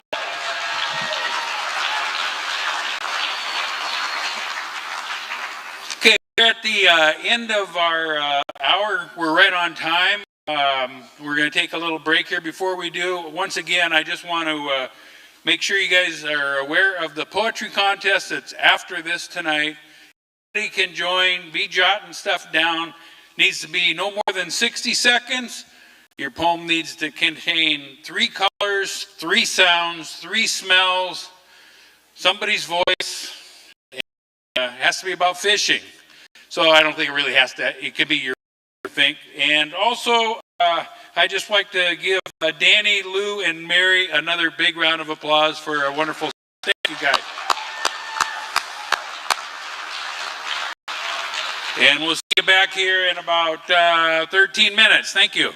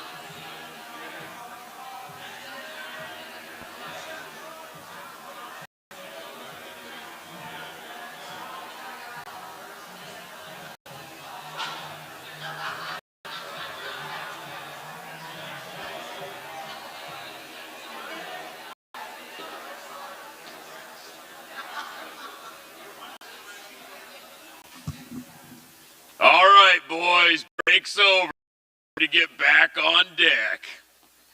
No rest for the wicked. Our next performer will be Edmo. Woo! Shoshone-Bannock tribal member, is a published short story writer, poet, and playwright. He offers guided tours to She Who Watches, petroglyph, and other photographs on the Columbia Gorge, as well as to the Warm Springs Indian Reservation in Central Oregon's high desert country. Ed conducts workshops, traditional storytelling performances, dramatic monologues, and lectures on such issues as cultural understanding and awareness, drug and alcohol abuse, and mental health. He works with children and Ed serves as a consultant to the Smithsonian Museum of the American Indian.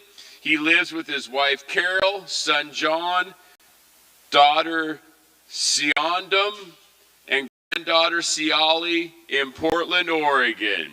So let's please give a warm welcome to Ed Edmo.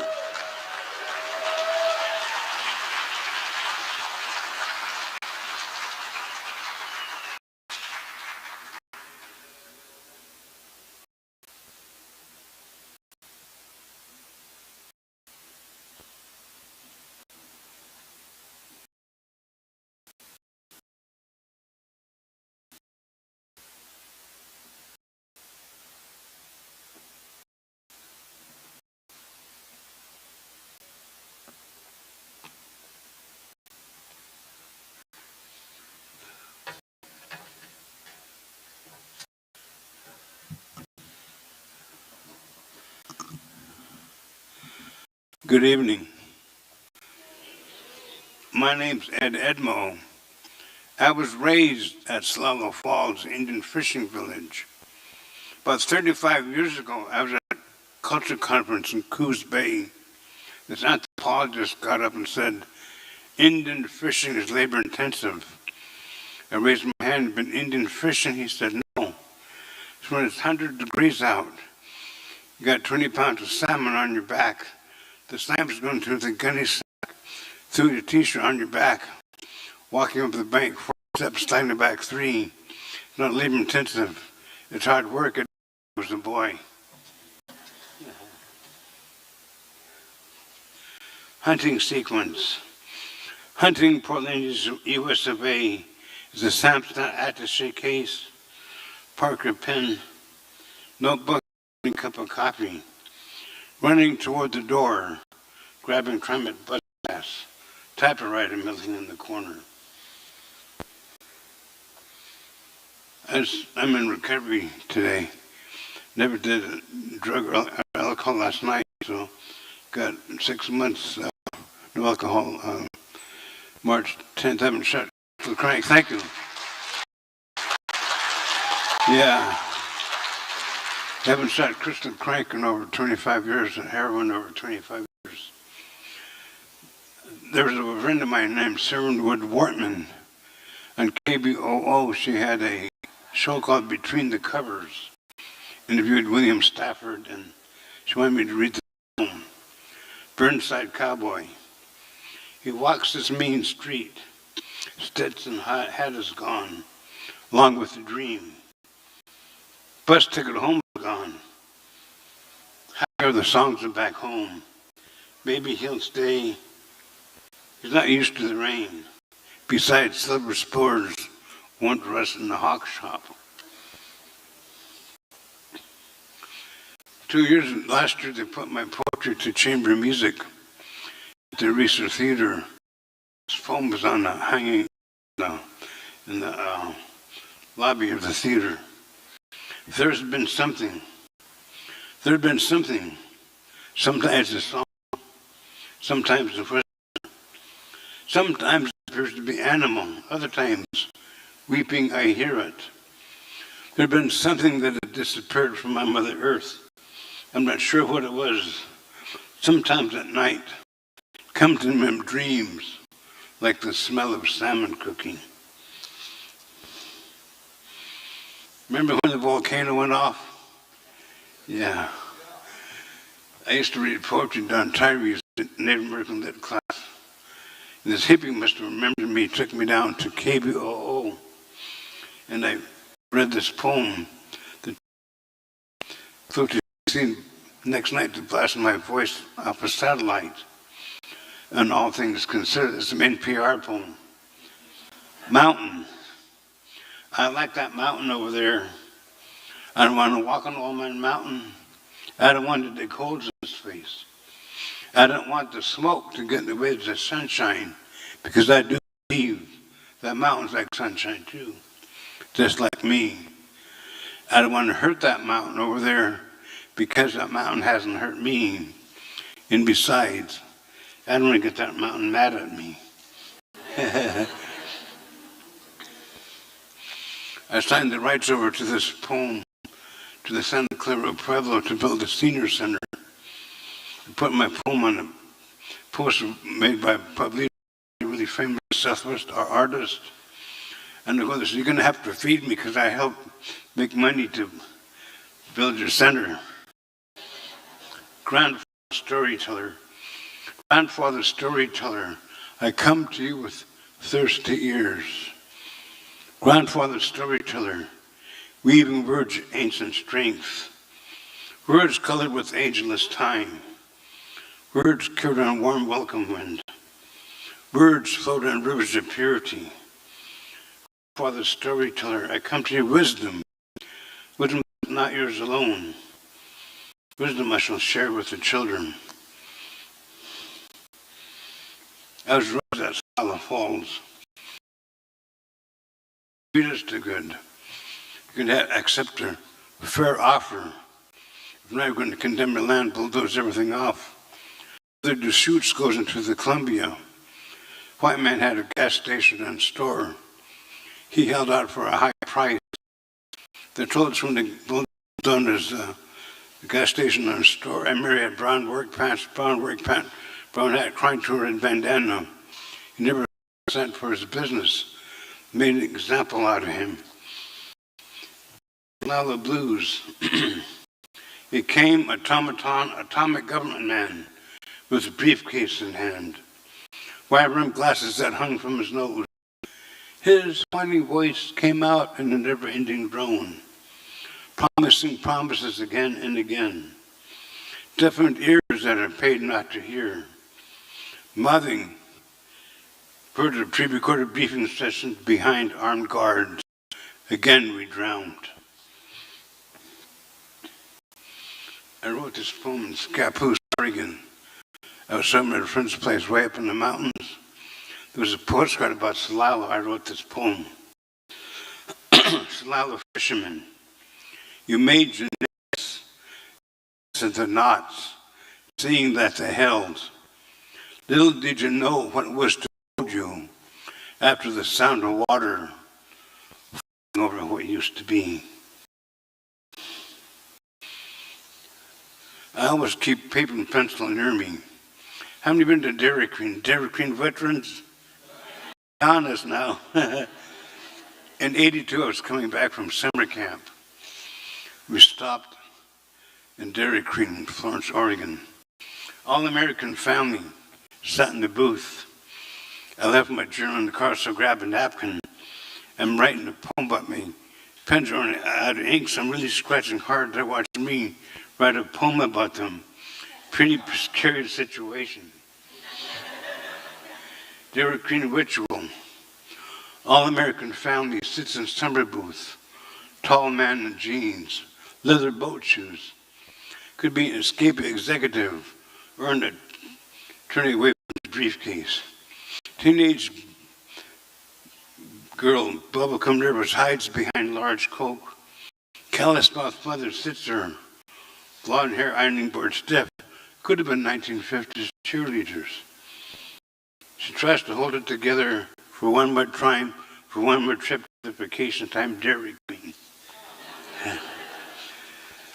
Yeah, thank you. And people that same family sense that summer booth every year. Remember when your parents got into a fight at the end of the world? Scraps of paper. It smells like dry ink. I pull open dusty, old blue shoebox in the attic. Found folded, protected pages of the past, spilled with tear-rusty words. Dad says for the kids. Mom says for the kids I'll stay. Dad threatens to go to Idaho. Mom writes on back envelope, go. Dad answers for the kids I'll stay. I remember messenger older brother carrying our future on scraps of paper. Somewhere I cried.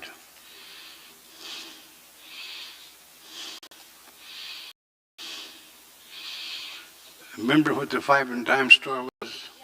Yeah, now it's like a dollar store. Remember when the world was mud puddle happy? Hard times were measured by patches sewn on jeans. The world seemed snug then. Security weren't warm, like hand-stitched flannel sheets. It was hop, skip, happy as Dad came home from work. Sure, there was wood to attend. We earned our way to the 5 and dime.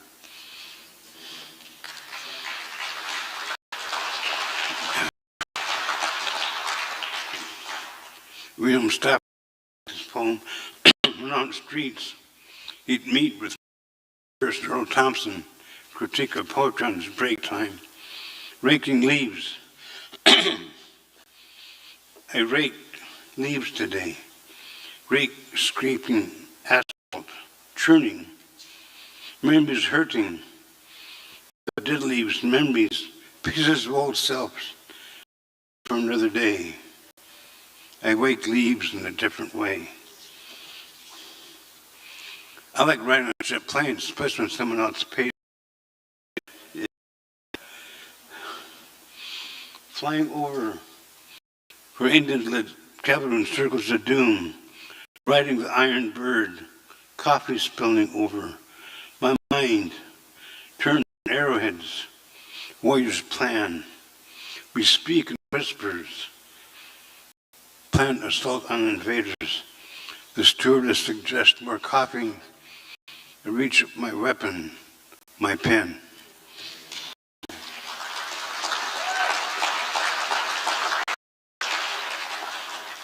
I drink a lot of coffee, you know why? It's in my job description, I'm a writer. Coffee blues. It's the early morning coffee staring in my face. Yesterday was harder than usual. I didn't have a cup of coffee.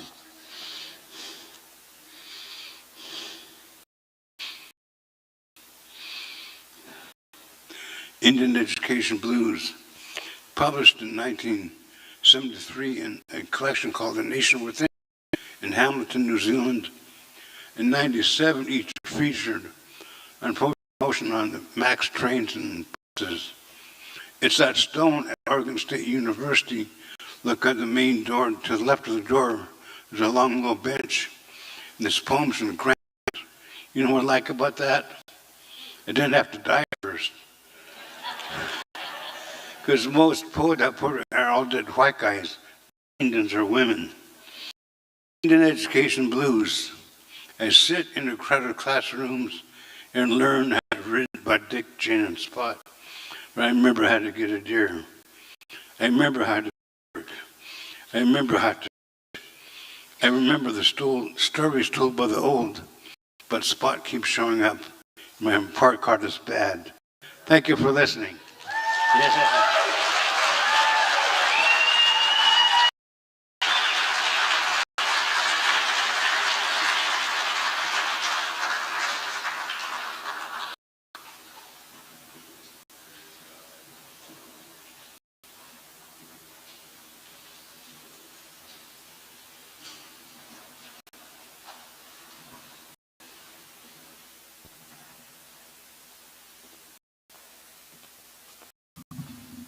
Yes, as I always believe, beauty is truly in the heart of the performer. Next on deck, because we are on the next string will be Toby Sullivan from Kodiak, Alaska. He's been commercial fishing since 1975. So here you go. You're at the rail, Toby.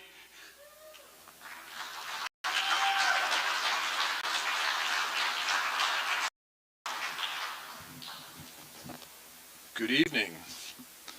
It's nice to be here. Thanks for coming out.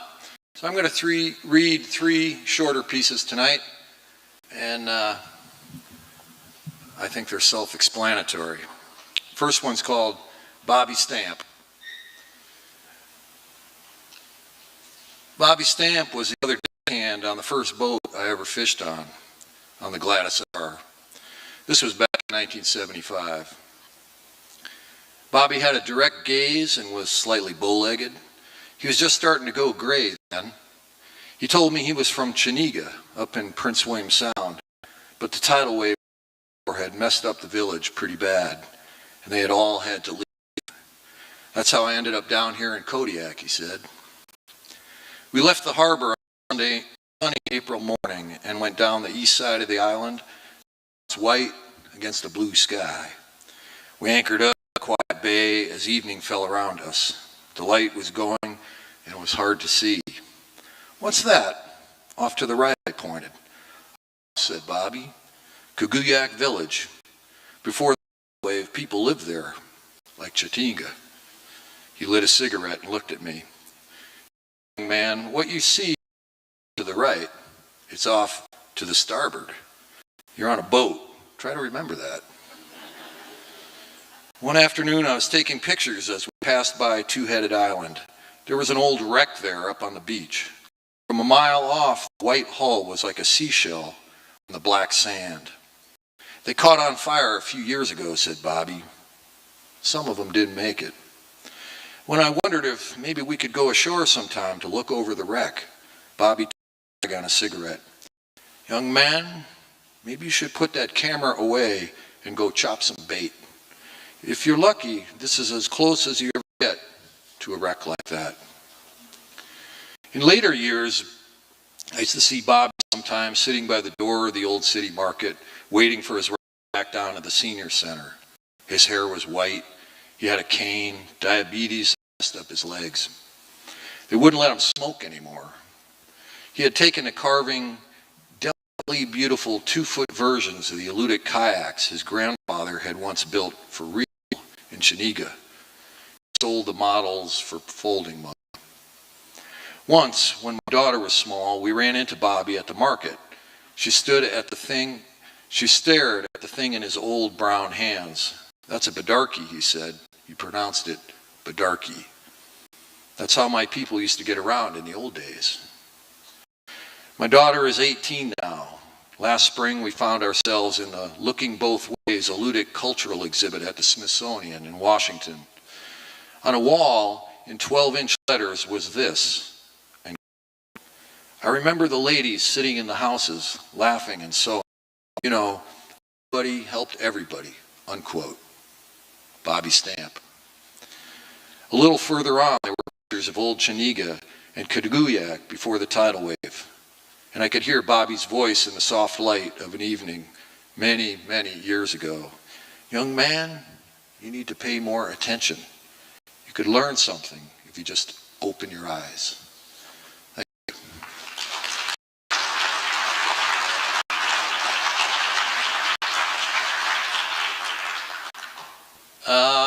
I've fished years in the sea, but I've also fished for a long time Uganic Bay on Kodiak Island, set net fishing, and this piece is about that. Late at night on our fish camp on Kodiak in Uganic Bay, after the weekly salmon fishing period had closed, after we had delivered our fish to the cannery tender, we would sit in the cabin listening to chatter on the VHF radio, Channel 7, drinking beer out of the cooler in the creek. From our cabin at East Point, we would watch the lights of the shearwater as she moved around the bay, stopping at each of the other fish camps along the far shoreline to get their fish. And we would listen to the skipper on board calling ahead on the radio to let the other camps know he was headed their way. On closure nights, the tender would make its rounds and then disappear around Broken Point with its load of fish for the run down the coast to the cannery at Larson Bay. The glow of its deck lights hanging in the mist after the boat had made the turn. And as the long twilights of June and July dwindled into the truly dark nights of mid-August, we would look out across the 3 miles of water at the lights of the cabins on the other side of the bay. The lanterns of our neighbors, the only light in the world beyond the kitchen where we sat. Tiny yellow points of light a mile or two apart at the foot of the mountains on Uganic Island. The white spray of stars above the Black Ridge. There were about a dozen other camps scattered around within VHF radio range on both sides of the bay. And though communication between us was mostly limited to the business of fishing during the fishing periods, on closure nights, a certain camaraderie came out on the airwaves. People would chat and banter back and forth across the water. The transmission keys were held down on the mics. You could hear the sound of the other people in the behind the speakers, children laughing up past their bedtimes, the clink of silverware and dishes as late meals were eaten, the sound touching to the One night in the summer of 1996, after the initial burst of the radio stations had, I sat with my 2 crew members nibbling cold pieces of the salmon barbecued for dinner, sipping our beers, listening to the low surf on the rising tide moving up the beach at the bottom of the stairs in front of the cabin. There were longer and longer silences between exchanges on the radio, but we could see the cabins across the bay, and there was an almost palpable presence of wide-awake people listening to the silence of the radios as they sat warm and dry in their cabins, the glow of Coleman lanterns and candles lighting the glasses on their tables. I had gotten in the habit of reading poetry out of a couple collections to my children that summer, besides the usual bedtime stories. Robert Frost, William Butler Yeats, William Blake, and Robert Service. They loved the cadences of the rhythmic language and even learned to chant, "Tiger, tiger, burning bright in the forests of the night," as I read aloud from a book. I had read them a bedtime story and a couple of poems earlier in the evening and then packed them off to their bunks. But now, after midnight with the radio gone mostly silent, one of my crewmen, a high school kid, brought down the Robert Service off the shelf and began reading The Cremation to a buddy of his at a fish camp out at Miners Point. He read it, holding the mic in one hand and the book in the other, and when he was done, there was immediate calls from the other camps in the bay to read another one. We took turns reading for a couple hours after that. Robert Frost, The Road Not Taken, Yeats's Host of the Air, and even a long passage from Michael Herr's Dispatches about the look and feel of battle at night in Vietnam in 1968. We paused for long minutes between readings, and at first there were only calls for more, but after a while when we stopped, other voices in other cabins came out of the darkness, reading poems from books they had pulled down off their own fish camp bookshelves. People began reading amazing things, poems, passages from novels, lyrics from songs right off the backs of the cassette tape boxes, even the manifesto-like statement of quality from a case of beer. Finally, we went to bed.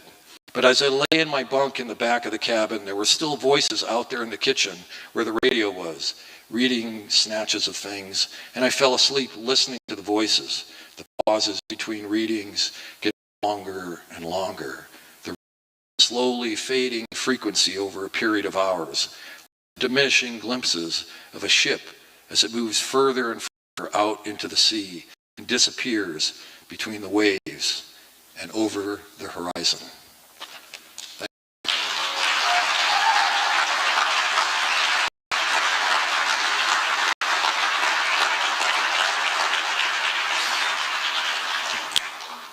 So I've read this one before, but people seem to like it, so I'll read it again.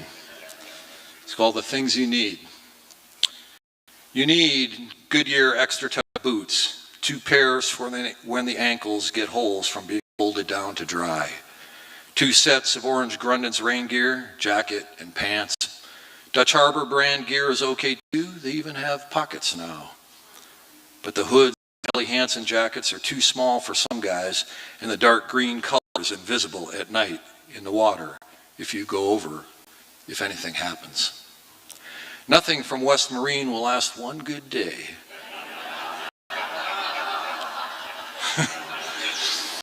If it looks like something you'd wear in a sailboat, forget about it.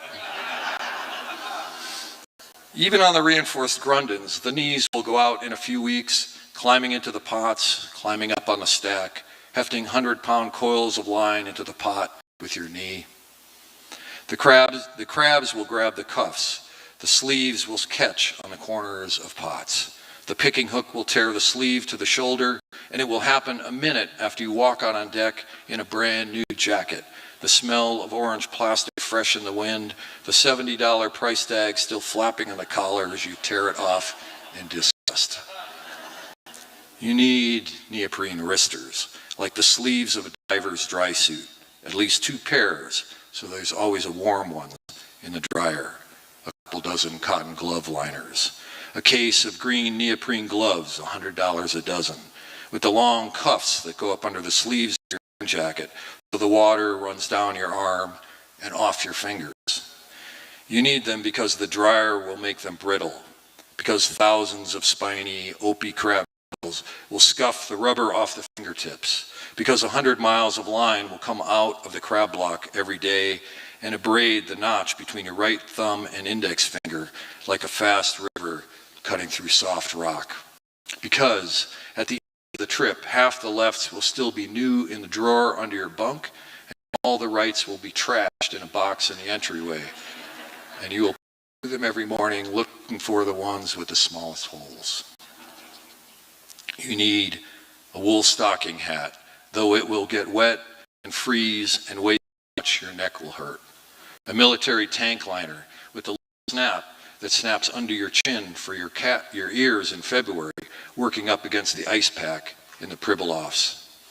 Neoprene face mask for when it gets really cold, when the ice fog starts moving across the water, spooky little wisps.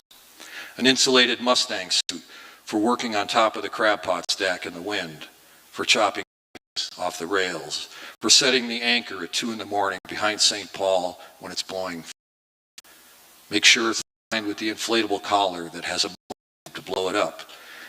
Keep your head out of the water if anything happens. CO2 cartridge that goes off automatically, hopefully, if you are unconscious, if anything happens. You need lots of hats, build caps with the logos of bars and equipment companies. Sometimes hats are lucky, but you will not keep them. They will blow off in the wind when you look up at Coast Guard C-130s going over, get ground up in the bait chopper drunk, taken by girlfriends for souvenirs, lost. You need a pair of Uptown jeans for You need a knowledge of cookery, the ability to learn how to change the oil on a Caterpillar 3298, an appreciation for dawn, a respect for night, books about everything, money, your toothbrush, extra strength Tylenol, knee pads, a Walkman, Jimi Hendrix for good days and Hank Williams for bad ones, paper for letters, stamps to mail them, a calling card for the phone on the dock in Akutan, the numbers of people who will answer the phone late at night, who will listen to you breathe when you forget what you wanted to say, who will know without being told, pictures of those people, a calendar, the memory of dry land, summer, trees, and the smell of your woman, a piece of her clothing in case you forget, your plans for the future, and a plane ticket home. Thank you.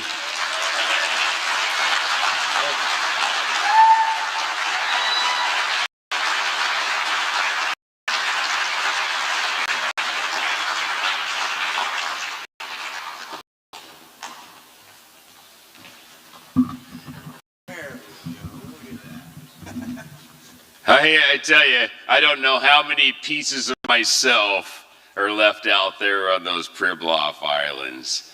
Well, our next performer comes from the Long Beach Peninsula, just across the mighty Columbia. The peninsula lays across the edge of just the largest ocean on the planet.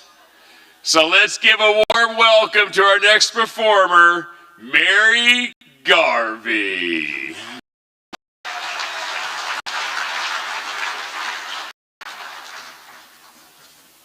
Thank you. I'm always so honored to be here.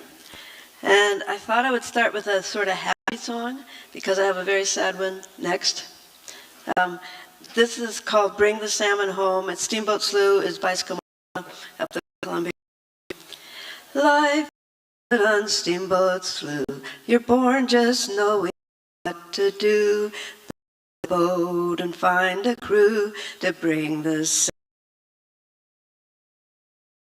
salmon home. We know where they like to mate, where they like to congregate. We're in no hurry, we can wait to bring the salmon home, yeah, home. Bring the salmon home. Lars will cook and Pat will sing. Elmo does most everything to set the gill nets in a wing to bring the salmon home, yeah, home. Bring the salmon home.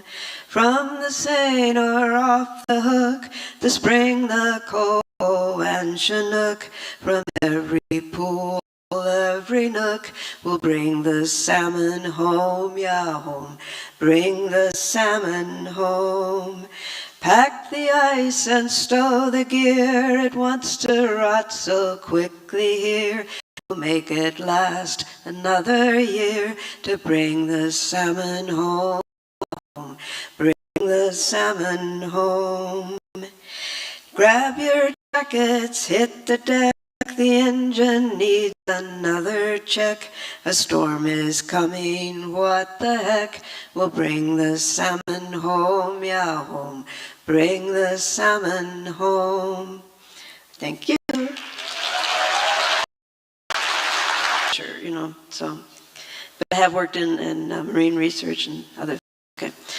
Now this is the sad one. You know, a boat February 5th, I believe, and someone from Bay Center is presumed lost. His name was Bryson Fitch. The tune, I put it to an Irish tune called Fanny Power.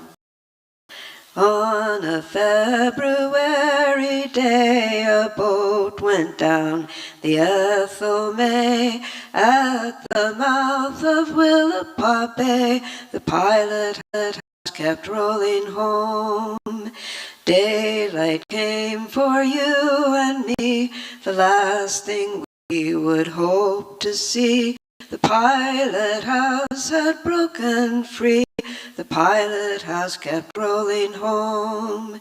If the pilot house could stay afloat, why not then a crabbing boat in a place so distant and remote? The pilot house kept coming home. Bay Center lost a favorite son. His family's grief can't be undone. Bryson Fitch, the precious one, the pilot house kept coming home. On a February day, a boat went down the Ethel May at the mouth of Willapa Bay. The pilot house kept rolling home. And how we found out about this, some of us, was there's a picture of the pilot house floating home. I mean, it got done and just kept floating. So it was a very iconic picture. Now, and start waving if I go over here. Here's one oysterman, and this was told to me by someone who raises clams and other seafood, that during the Vietnam War, there were no young men in certain areas of Willapa Bay. They were all gone. Oysterman, where's your bateau? I can't use it here, it travels too slow. A boat in the water is all that I know. Oysterman, where's your bateau? Oysterman, where a rifle was all I could take. A muddy reflection I see in my wake. Oysterman, where is your rake? Oysterman, where is your sack? A 50-pound duffel instead of a pack. We have to go out, we don't have to come back. Oysterman, where is your sack? Oysterman, where are your tongs? I used them to capture a few Viet Congs. If I make it home, I will sing you these songs. Oysterman, where are your tongs? Oysterman, where is your crew? River rats now, that's what we do. The young men are gone from the town that we knew. Oysterman, where is your crew? Oysterman, where is your mud? There's plenty of that mixed with our blood. A rocket is whistling, I hope it's a dud. Oysterman, where is your mud? Oh, that is very sad.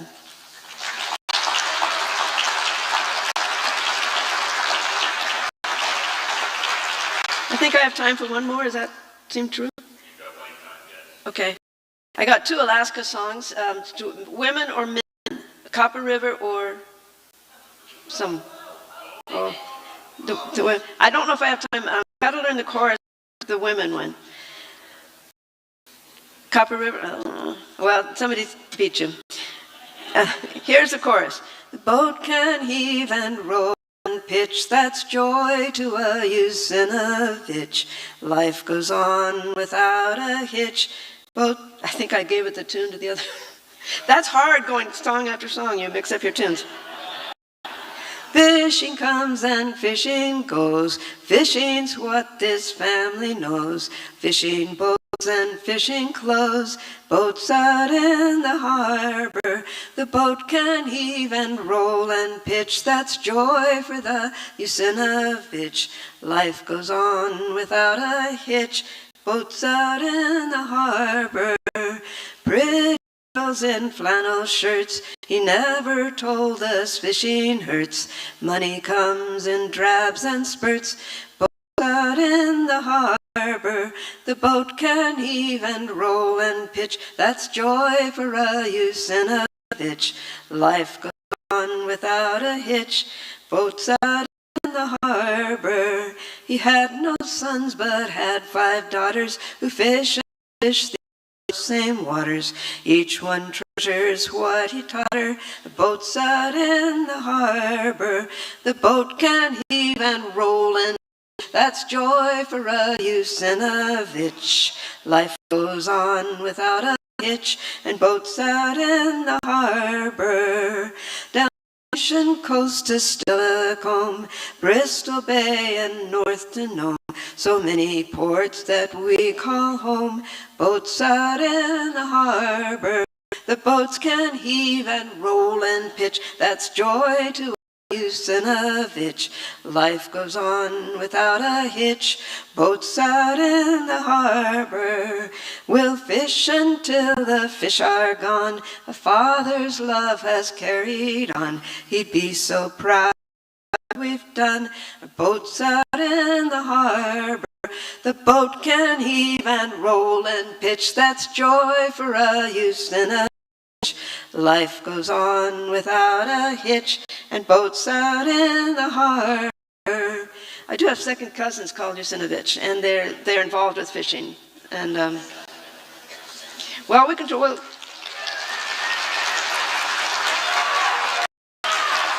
one. Do I still have time for one more? I guess I'm the last one. So.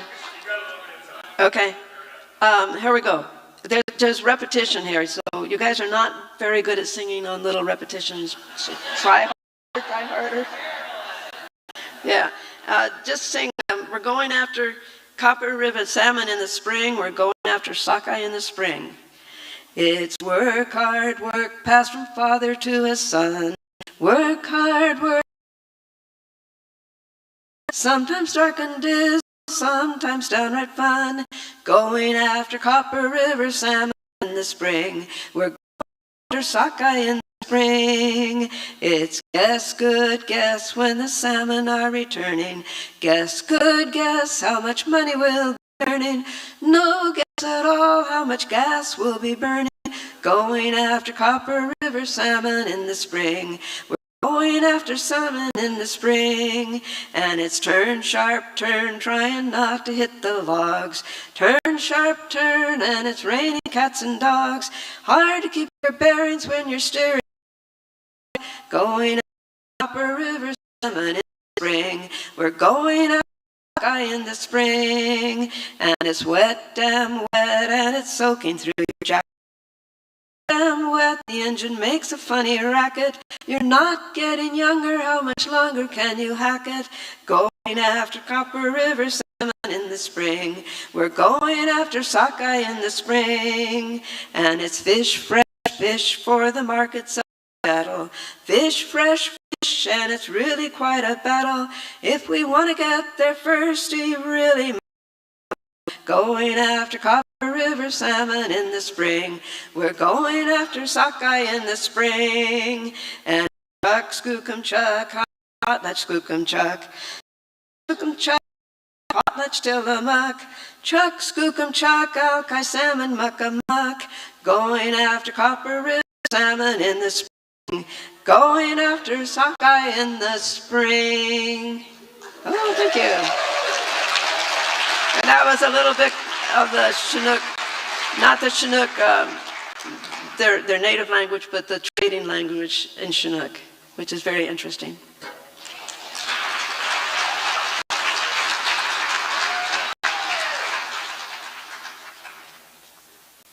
Thank you, Mary. I tell you, well, I'm a little Croatian myself. My brother's a Marinkovic. I've got uncles that are Rasinovich, and my godfather is a Gustavus. As I always say, I'm 60% Yugoslavian, 40% Tennessee hillbilly, but 100% Astoria fighting fisherman.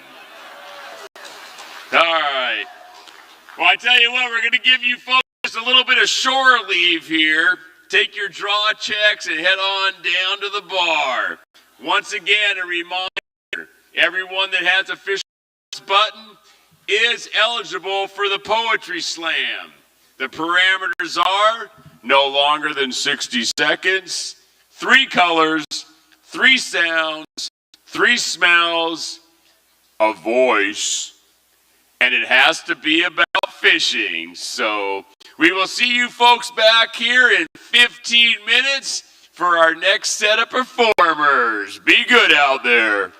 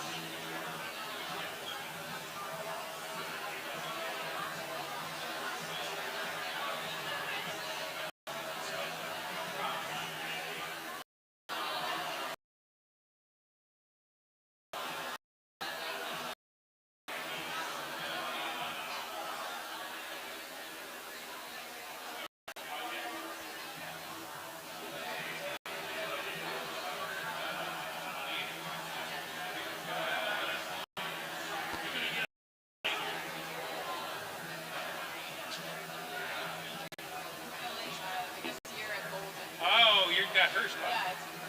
Okay, so do you have a little bio or something for me? Can you rate one? Sure.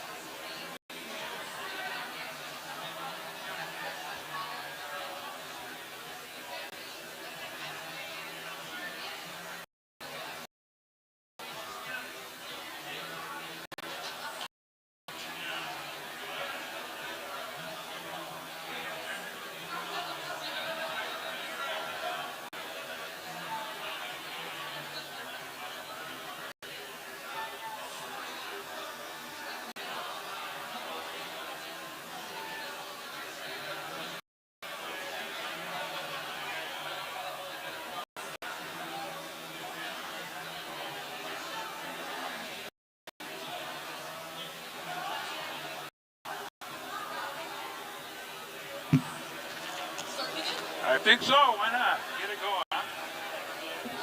Huh? Okay, if I could have everybody's attention, we're going to kind of get this show on the road. We don't want to rob you of any time. And but before we get going there, I do want to once again thank all the volunteers that made Fisher Poets. It's so nice to be back together. Let's give all the people helping out a big round of applause. And again, there is this poetry contest. How many people have heard the rules on this contest? How many people have not heard the rules? Okay, I'll read the rules again. The rules are, anybody can do this. It's got to be a maximum of 60 seconds long. Your poem has to include 3 colors, has to include 3 sounds, has to include 3 smells, has to include 1 voice. I don't know what that's about. And it's got to be about fishing. So those are your rules, and have at it after that. And we'll be doing that right after the 9 o'clock set. So I guess at 10 o'clock that will all start right here. Okay, our first performer is right out of Astoria, straight out of Astoria.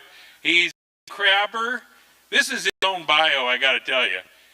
He's a crabber. He's a shrimper. He's a dishwasher. And he's working at Astoria. Please welcome Rob Seitz.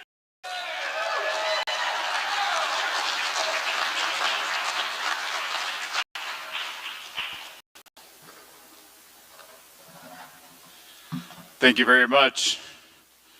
Man, this Liberty is so nice. I feel like I should be reading Toby Sullivan stuff.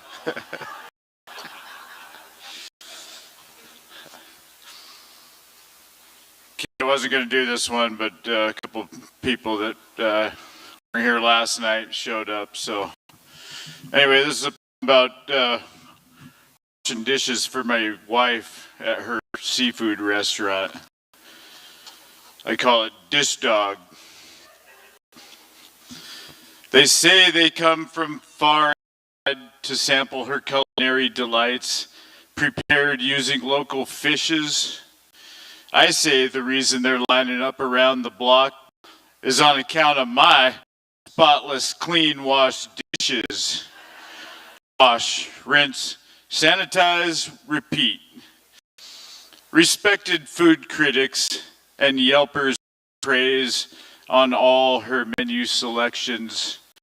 I say it's just those 1,000 candle power plates blinding them to any flaw or imperfections. Wash, rinse, sanitize, repeat. I don't care if it's local and sustainably caught, or if the server was extra flirty. You ain't gonna be able to charge an arm and a leg if it comes on a plate that's dirty. Wash, rinse, sanitize, repeat. Endless bus tub, armpit deep in suds, pots and pans burnt in black, kitchen just keeps sending them back.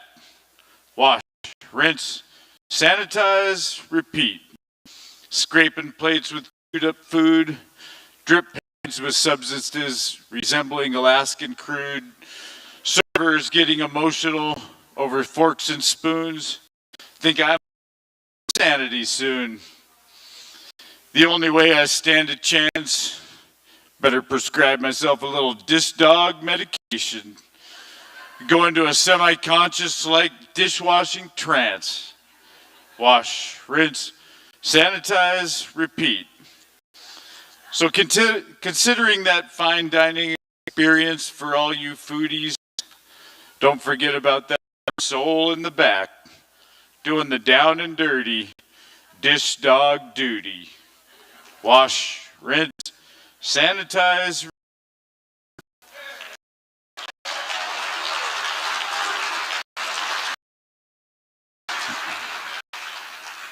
Oh man, I set my time on my phone to 15 minutes to make sure I would not over or under, and I forgot to hit the button. So anyway, it says 8:03, so I'm just going to go until a quarter after. Okay, this one paint's cheap. So there's, and fish lot of things you can't control, like the weather and fish politics, all that stuff. And so I tend to deal with all the stuff I can't control by working on the stuff I can control. So this is about that. I call it paint's cheap. Paint's cheap. For $100, you can do the old new again.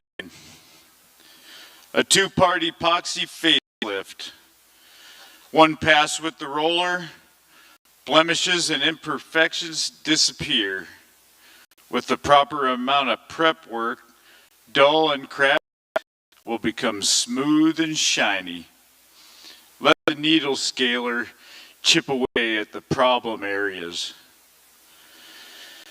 When you're done painting, it's important to step back and admire your work. Take a minute to appreciate the fresh painted perfection of your net reel, because you know as soon as you use it, it will begin its slow path of degradation back to the state that caused you to paint it in the first place. But for that moment, let those things you can't control slip away, because maybe you can't change the weather or fishery politics, and maybe your bouts with optimism are less frequent these days. But right now, your net reel is flawless. Thank you.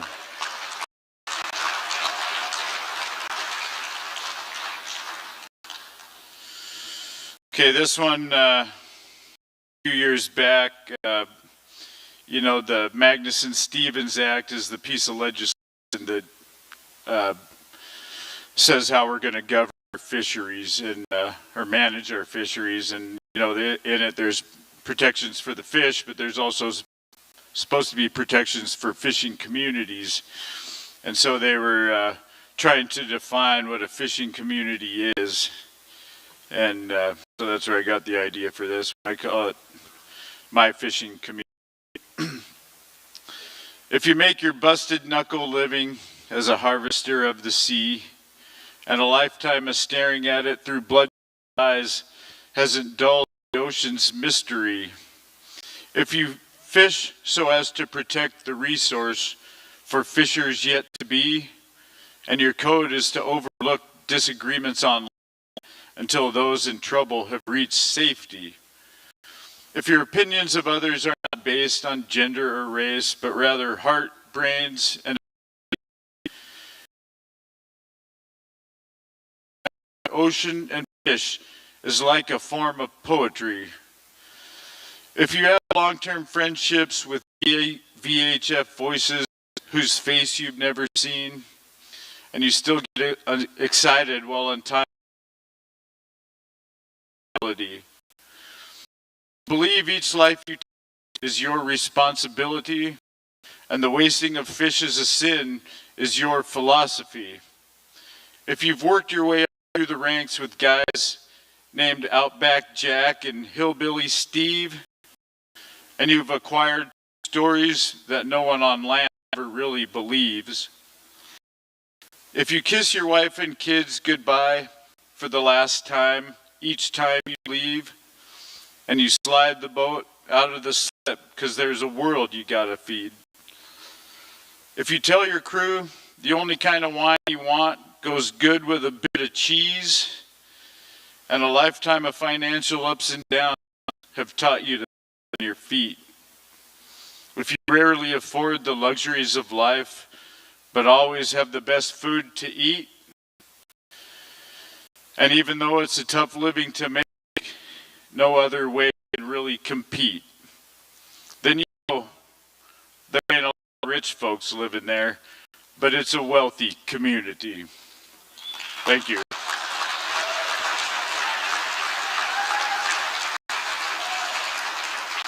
That's the nice thing about poems. If you keep them short, you can get a lot of them in. Okay, this one, I got the idea when I was thinking about that thing I've been hearing about working smarter rather than harder, you know. It sounds like a good idea, but it's a lot harder than Because you never know what's smart until you found out that it wasn't that smart. But you can always count on hard work, you know. So this one's called work ethic. When you find yourself in the middle of a bad luck streak, and all the evidence suggests that you're not as charismatic as a fart in an elevator, and you're feeling that lost skin sting from a busted knuckle lack of finesse, it's comforting to know you can always fall back on a good work ethic. Thank you.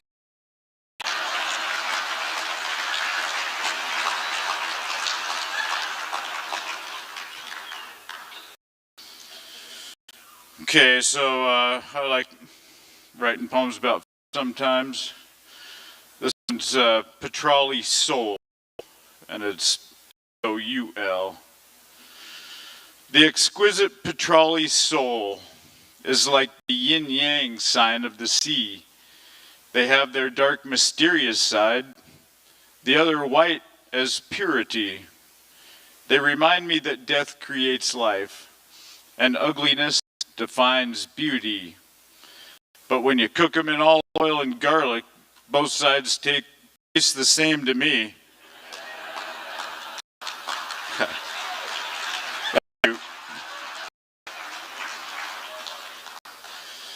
Okay, this one I wrote mine. Went to high school together, fished together. We were best friends for a long time. He was kind of like a canary in the coal mine for that opioid epidemic. He was a casualty back in the early 2000s. I call this one Serenity at Sea. Jason was one of those guys who was safer out at sea. As soon as the hull described that first roll, a weight was visibly lifted. It was as if a fine mesh net was stretched between the tips of the jetties, through which his demons could not pass. So they'd wait there patiently for him to return. At sea, he worked hard, ate well, worked harder. Friendship came easy like it did when we were kids. Eventually, though, the inevitable always happened. The bow would swing towards town, that look would come back to his eyes, and his shoulder muscles would tighten as he prepared himself for battle. Thank you.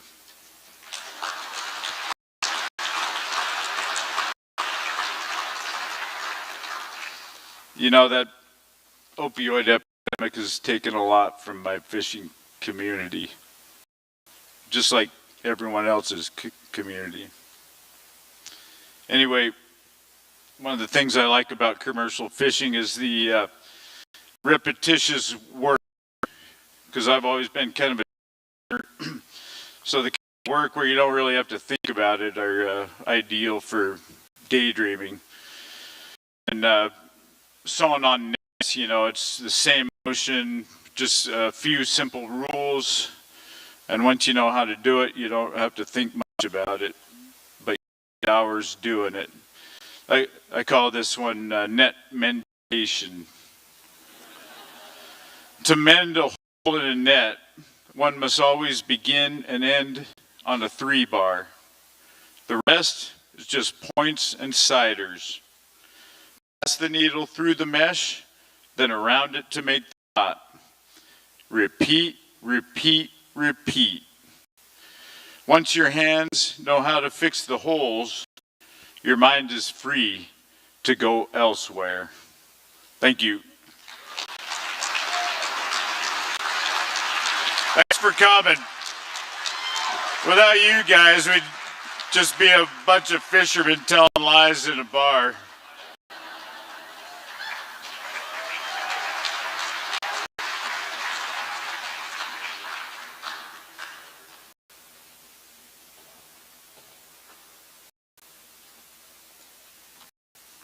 Okay, that was some good stuff. Once again, let's give a big round of applause to Rob Seitz. Good job, Rob.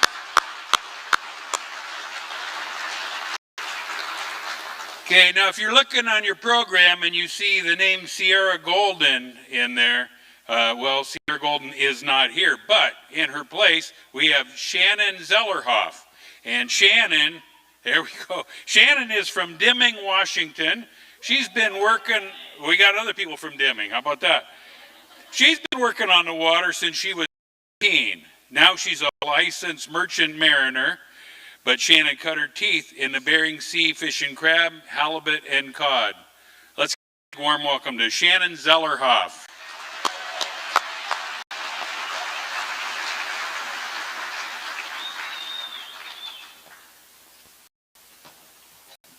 Good evening. All right. So these poems have been created over about a 30-year span. And like a lot of gear, they go in the water, they soak a while, they come back out, you repair them, you make changes. As we grow, we get a lot of new perspective, and that has to go back into the work that was original. So I'm going to read you a poem from the crab fishing era of my life, which is almost a 10-year span in the 90s out of Dutch Harbor. The second poem will be more from the merchant mariner side of my life, which is the current side. And I'm very fortunate that I've been on the water for so many years that it talks to me when I'm out there and gives the feedback of the horrors, the hardships, the beauties, the characters, and just the passion of the industry. So this is called The Hunting Grounds. The rainfall reminds me of lean times, wandering in wet cotton clothes, moving rudderless between the listing wooden crosses bearing Russian names given on a green Unangan hill. Or again, crossing the bridge to the other side, from rub rail to bait shed, I moved through a fog of mercurial island weather moods, circling, wheeling, like a glaucous gull with a broken wing. Behind my right shoulder, the harbor's icing edge cracked like glass. Sea snakes lifted out of the fissures and went streaking across the surface like steam escaping from a piping hot valve. Later, I spent the afternoon straying as far as I could from the cemetery. I went to look at the bishop's house, and I leaned against the Russian church with all my might, waiting to hear something. Instead, I heard wheezing and buzzing. I thought, the villagers managed to dry their clothes outside during the winter on a fine white line. Books made lumps in my bunk, anachronistic tomes about gaff-rigged schooners, Chappelle's history of the American fishing fleet, and Bishop Ivanov's dry account of having lived nearly 200 years ago in the village of Unalashka, where the sea still breaks her back. Bowditch, too big for anything else then, eventually became my favorite pillow.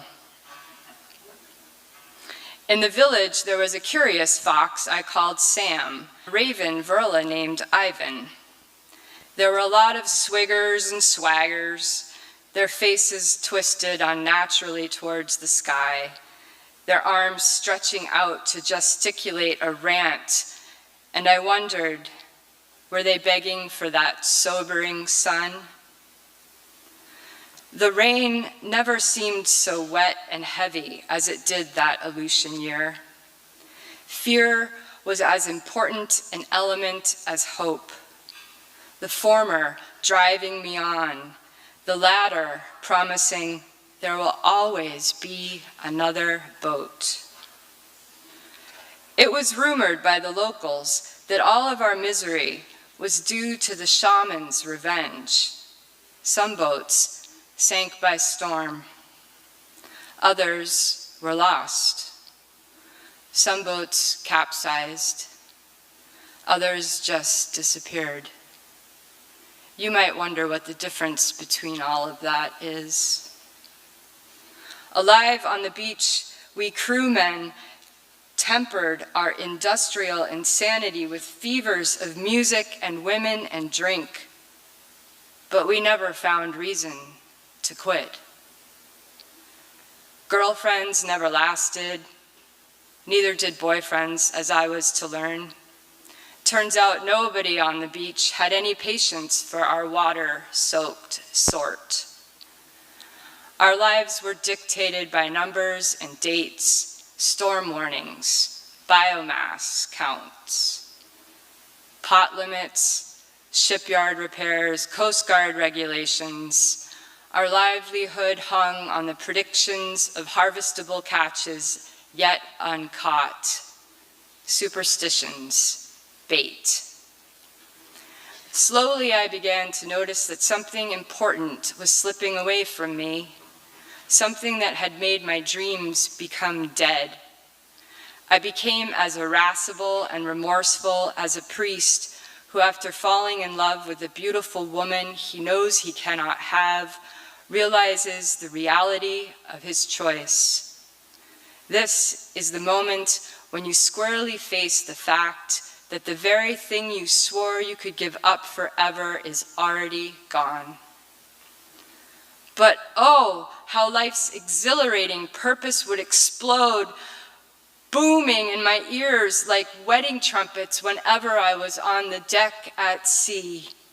It was there, pounding in my chest, generating that extremely dangerous excitement that I had become addicted to from working side by side with death, dancing inside a reeling pool of sodium vapor lights, the waves merging sea and deck, deck and sea.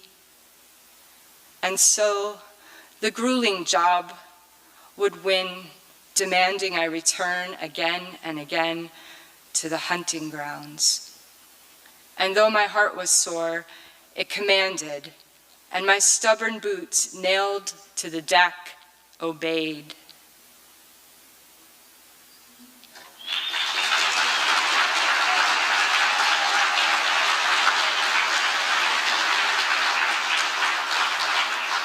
Thank you. It's always very hard to read the poems about crab fishing because, as those of you who've been out there know, it's a lifestyle. It's something that gets into your blood and your bones and your psyche. The Merchant Marines is a little easier. So this one's going to be lighter. It's called 12 Bells. The bosun sits on a milk crate he shanghaied from the steward's galley, works congealed paint off an overaged roller he should have thrown away. If I'm happy, everybody's happy, he says. The first assistant engineer is as short as he is round, wears his overalls like a giant denim drape. In the myriad pockets and pouches sewn into his bib, he has stowed more tools than the average homeowner has stuffed into a kitchen drawer. The second mate is a hawse-piper from Pascagoula. We share the 12 to 4 watch. I've grown to appreciate his flawless affinity for keeping time.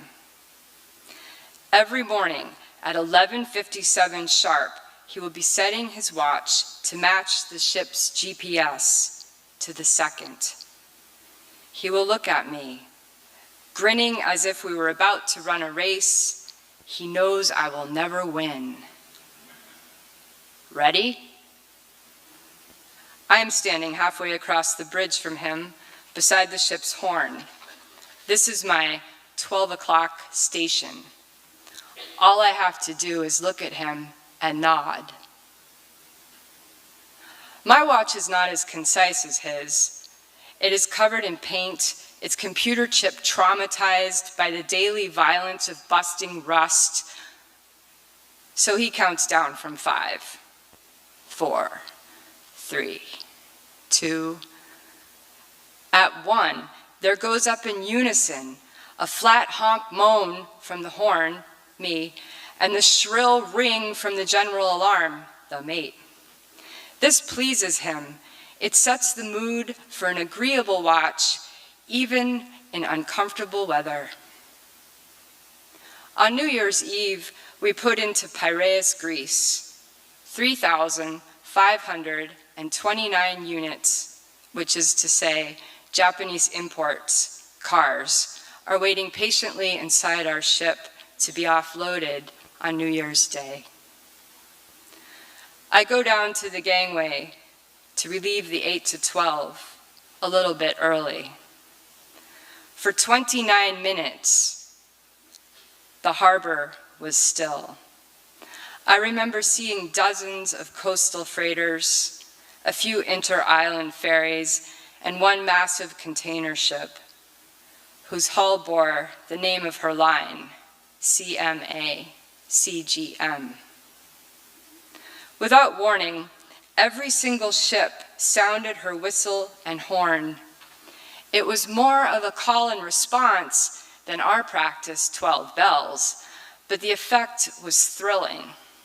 Before the last blast completed its echo off the city's walls, the sky began to explode, dazzling absurdities of pyrotechnical fire raining down across the harbor in colors across the rainbow, extinguishing themselves one by one in their own reflective pools. I would be lying to you if I did not disclose the truth.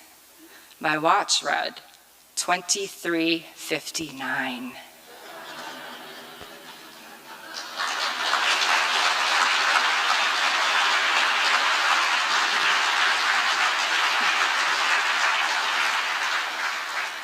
Thanks. I'm gonna need a new watch now that I'm licensed. All right, so this last one is, we were in the Antarctic on a research vessel, an ice-breaking research vessel. And once we left the station for the science, we were heading up to Valparaiso, Chile. So this one is aptly named Steaming to Valparaiso. 053 degrees. 49 minutes, 128 seconds south. 066 degrees, 13 minutes, 973 seconds west. Speed over ground, 12.7 knots. Time, 0647 local. I can smell the land. It smells like straw and beach grass. I can smell the waves of the dunes and faintly soil. As I walk my laps around the ship at the stern mooring station, I am startled by a lost bird. I think it was a shag. I bent over to grab it, to toss him back into the sea, but in doing so, he bit me. I moved my hands involuntarily, as you do when you're bit. My fingers wound around its neck and I flung it into the prop wash. I never saw it surface. I trust it would have, though. In fact, I convinced myself it surely did. Later on, somewhere, it would thank me. For overtime, I carried 2 enormous trash bags up to the incinerator. The salt spray cloaks my bare arms like a hoary rind. We are just south and east of Cape Horn, steaming in the dark of dawn up the coast for Valparaiso.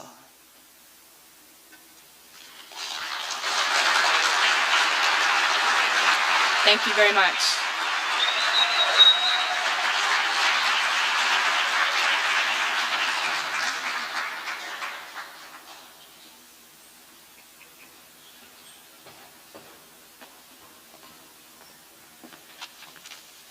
Okay, that was Shannon Zellerhoff, and this is her first time at Fisher Poet. Let's give her a big round of applause.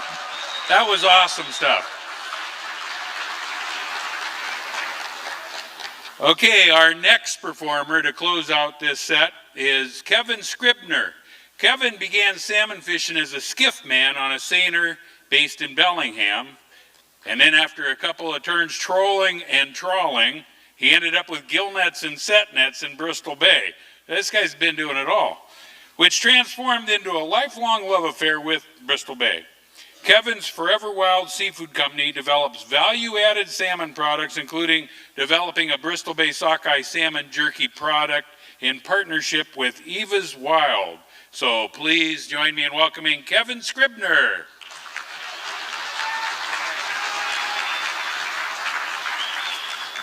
Well, just like Rob said, I'm not used to being in such a formal place, so I'll try to rise to the occasion. But first, I think we just look to each other and just, there's some sources of joy.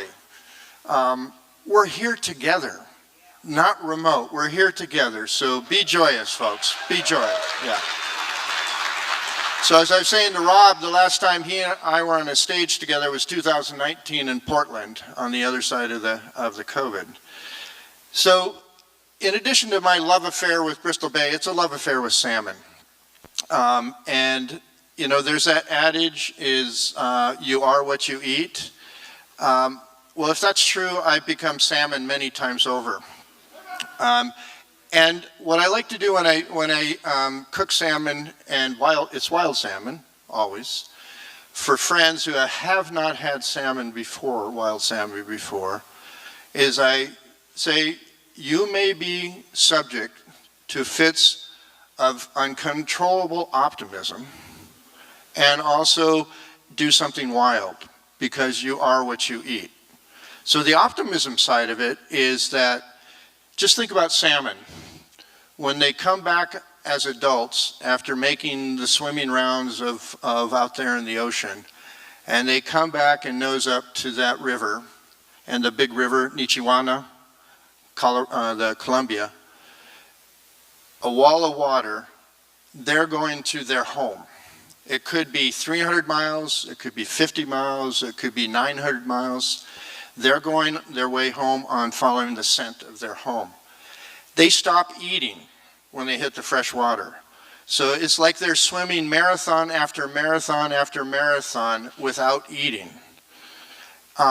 If we were presented with that, you know, we would probably say, oh my God, what am I gonna do? You know, am I gonna make it?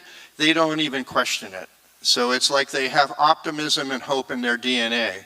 So tomorrow, go over to Rob and Tiffany's shop, South Bay Wild.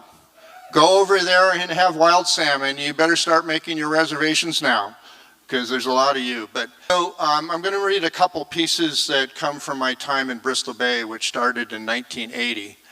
And it was a revelation to me after a couple fishing adventures in Puget Sound and off the coast, because it was an experience of just utter abundance. And two more bits of good news is the Biden administration has invoked the Clean Water Act to kill the Pebble Mine. So those of you, so that's joyous. That is joyous. So as I was saying last night, though, I got to write this into my next poem for next year, is that what we need to do, though, is we need to get permanent protection. And so that's the next effort. And it's like, it calls to mind one of Hercules' labors. So Hercules had 12 labors, and one of them was to vanquish the Hydra. And so the Hydras, it was a difficult labor, because every time Hercules cut one of the heads, 6 would appear.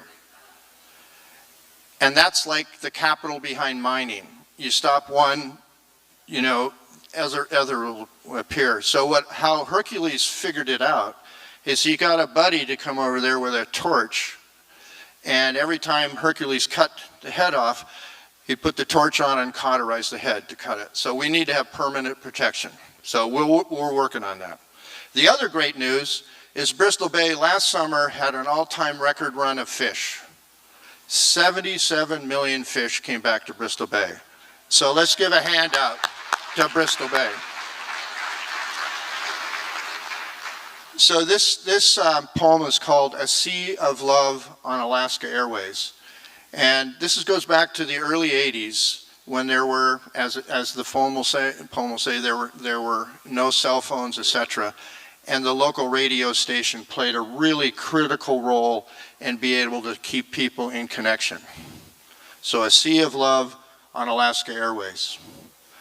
The Bristol Bay Messenger Service, FM public radio, where teenage interns read streams of love letters out into an Alaska bush, bereft of phones, satellite dishes, even timely mail to pillow sweet intimacy deep into privacy.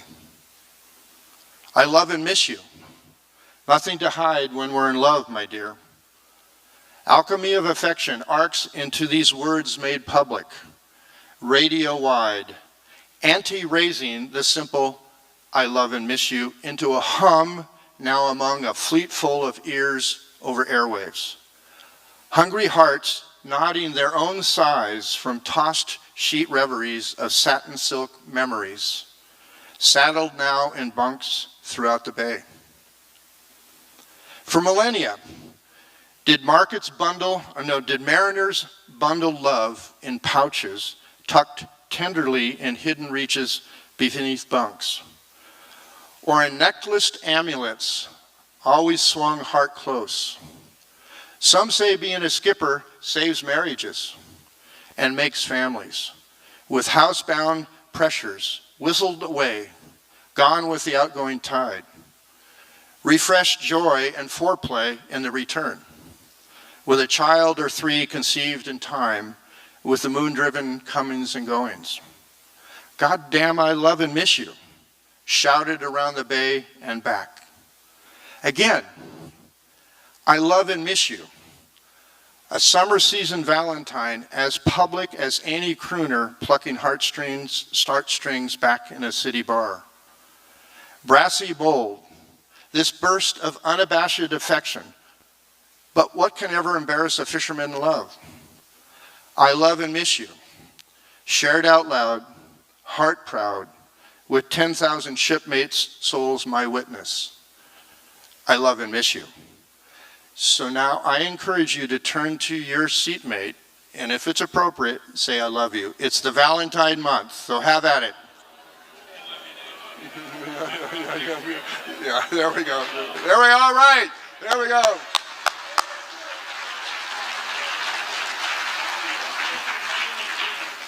Okay, here's another one from the Bristol Bay. So in the early 80s, starting in 1980, they opened up a herring fishing to go alongside the salmon fishing up in Bristol Bay, and it was in one of the river systems called Kodiak. And so when you go out there, you're starting to get away from everything, and it's really beautiful, but you're away from everything. So this one is called Big Rank Frank. Do we humans school up, wishing fishing company by nature? Big Frank, coffee cup skipper with rolls of blubber, coddling a ginormous, generous heart. Much too big of a man on a wee bow picker boat made for day-long near-shore dances on the foredeck. A too tiny cabin best made for tying up near town. Hey, the guys are going. Gotta go now. Gotta go right now. The tide's running out. Scurry, dashing off in a hurry all together. Most of us first timing to chase herring in a strange, beyond the point waters. Gotta go. We gotta go. We got to go now. We got to stay together. Then there. Wait. Wait. Wait for a long month with few days of fishing. Made oh so much longer by that one just set of clothes and no boat showers in sight. Big Frank's duffel of clothes left docked behind when we dashed. When we gotta go right now, gotta go together. We chased herring around more clicks and points along the west edge of Kodiak Bay, and even further to Good News Bay, with the bad news of no more showers on tender boats. Big, rank Frank. Then those midnight anchor drills among a raft of boats hunkered behind bluffs, trying to hide from wind pushing 90 knots. Big Frank's bow picker peels off into a starboard darkness. Big man scurrying among gusts and a dance for life on a wee deck. A walrus and long johns, pirouetting in too much wind. Hurry, scurry, now gotta go. Go now, gone. A bow cleaves back into the safe circle of boat light, steady, slowly, splitting the wind. Reset anchor, raft up again alongside companions, where being safe is a bit more than just seeming so. So no hurry now. Damage? Just another rip and tear in his Gearharts, wearing thin. Big rank Franks showing his growing splendor of bare, blubbery skin. He once marveled, did Big Frank, with a chuckle and occasional spit of chew juice. One year, these stubby, blunt, grease-nailed fingers made as much money as the varnished hands of a surgeon. Rest in peace, Big Frank. No steady of omega-3s or sneaking kale in for tobacco could overcome your big body's daily drag on a heart born for a much smaller body. Hurry, scurry, gotta go. Such a good man gone now. Thank you.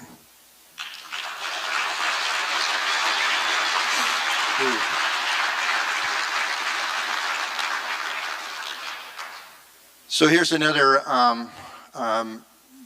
story from coming back from the Kodiak herring fishing grounds at night.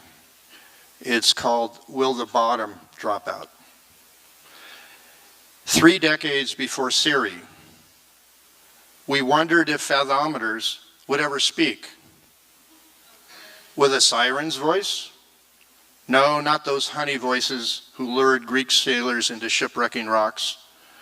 No, she'd speak gently of avoidance. Please, gentlemen, take note. It's getting shallow. Consider another way.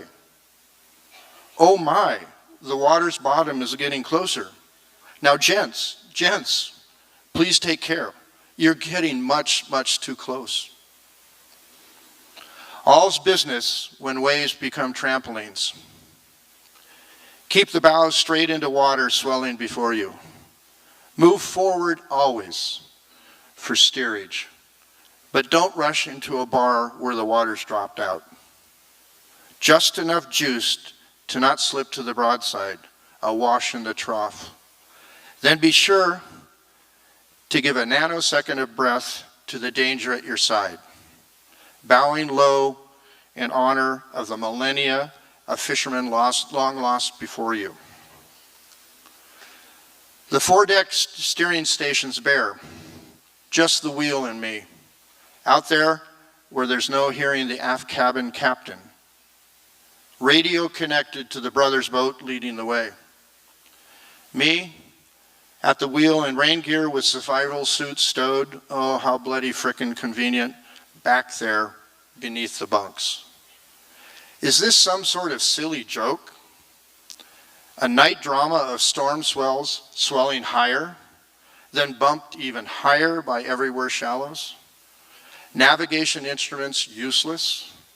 Sirens, are you there? Among the rocks?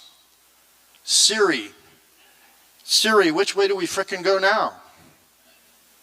Sandbars everywhere. The fathometer useless. The bottom is all about. We rely upon the Loran in our buddy's boat. Charts in our minds screaming, scheming away ahead. Keep bow into waves. Bow low to those who've come before you. Don't plow into a bar with no water. Into sand too shiftless to claim a name on a chart. Remember always, take a breath, bow low to danger. We made it, check. Seems another one of our 9 lives used, gone. We'll laugh when tied up tonight, and then when back home, we'll reset the tally on just how many more lives we each have left to lose. Thank you.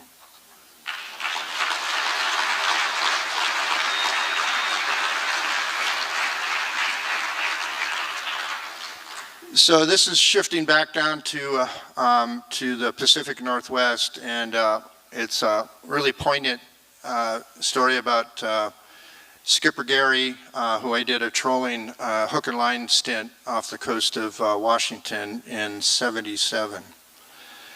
And in it, we'll talk about navigation tools. And for those of you who fish, you know, I think, Rob, you got a Loran C, right? You're working a Loran C? Now GPS, okay, even better navigation, you know. So Gary's boat had a Loran A, which was a World War II thing, where it was like an oscilloscope. So you were down to, you got a radio signal, and you captured the radio signal, and you got a wave, and so you had to match it with your wave, and then you got a coordinate. So you got one coordinate, and you had to do that for the other coordinate. These days, it's just boom, boom, boom, automatic. So navigating in the key of C. Is it a busted trip? When empty holded, you just bring your crew back alive. Barometer sinking, seas rising. Ride it out or head bang it back to home harbor. Have you boat enough to endure time, distant swells, gale force winds? Know your boat, know yourselves, know the seas. Be aware and beware the weather. And keep the hatch covers tied down. Believe, as we did with every trip, in the wave plowing wooden double-ender made 60 years ago. Know where you are when the sea looks all the same. Compass, astrolabe, read the swells like Solomon Islanders. Loran A, electronic neon waves, dialing knobs to make a match in the bump, grind, pitch in an ocean that's forgotten your name, could care less for your loved ones. There, got one, coordinate, yes. 2's for true triangulation and a mark on the chart. Catching radio waves that never rest, beacons for finding one's wave, if not oneself. That season, did you compose your death song before turning down salmon and going farther from shore for albacore? Why? Why was your beautiful boat named Antigone, the title of a Greek tragedy? Whatever did happen, you sang out one Mayday with a batch of coordinates, able to match the Loran A waves before the silence of wave and water. The nearest boat cruised over, seeing nothing. Did you, in a nod to a local tribe's phrase for infinity, become a seabird and then fly into a bank of fog? Know the seas, know your boat, know yourselves. Thank you. Just one more.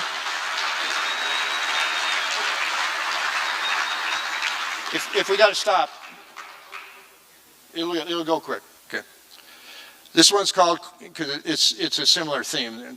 So it's crossing the bar in gravy boats. So if you know what the phrase "cross the bar" means, it's the death song. So what does everyday chance of dying say about your way of living? Cross the bar. the dying phrase that flushes souls of mariners out of the watery world. 3 scant words, the shortest of poems, the longest journey. Cross the bar. And please save some last snippets of words for the obit. Bought the farm for those on shore. Each fishing trip shuffles its own tarot deck. Fortunes told, sold, some gone cold. But there's one sea-chilling card foretelling what few wish to hear. Cross the bar.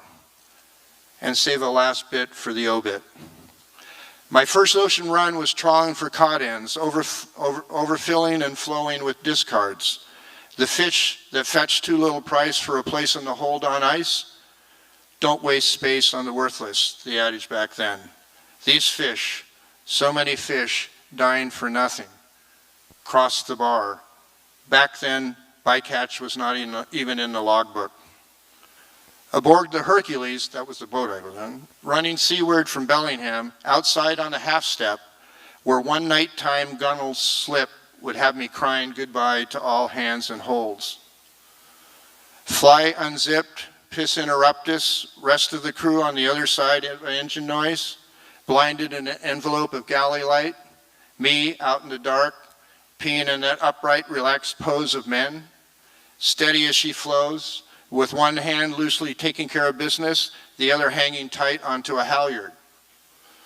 One year I once read, near half overboard drowning seemed to come while peeing. Bodies found with open flies. Relax, exhale, shake, then shook overboard.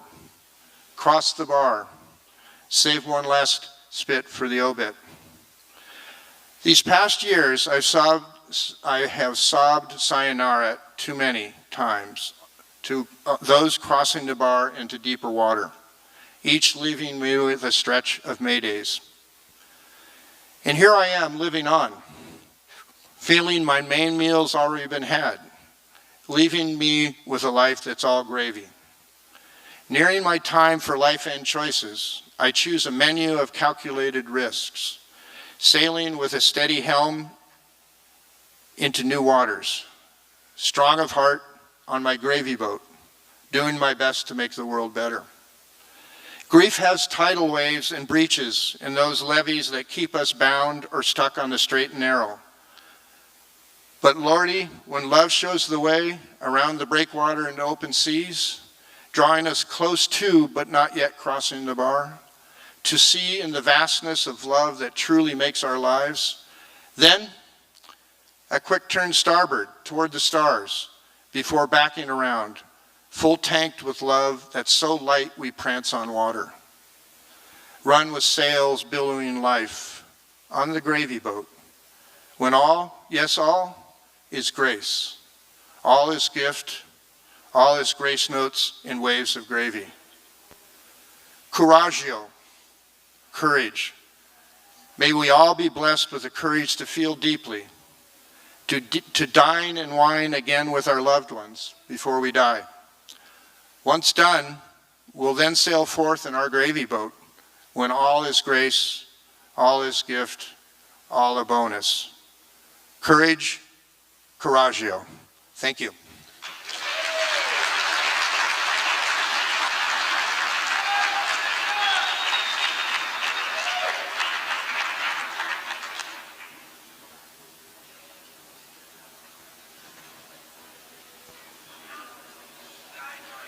Okay, we're not gonna get much of a break here. We got about an 8-minute break until our next set. We got a full next set.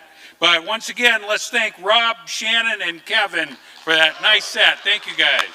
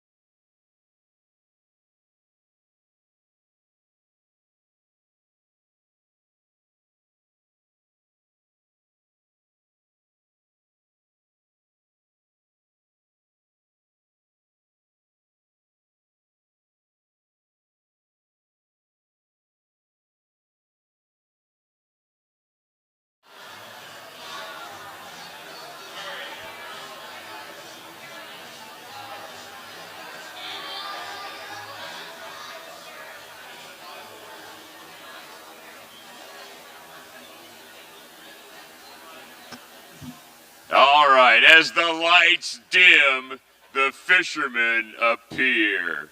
Now I've been standing on deck all night with this man, and I have yet to discover who he actually is. Well, Doug Rhodes is a commercial gill netter and longliner. He has been fishing for over 50 years, starting out hand trolling in Sitka on a 13-foot Boston whaler at 14 years old. So let's tear it up for Doug Rhodes.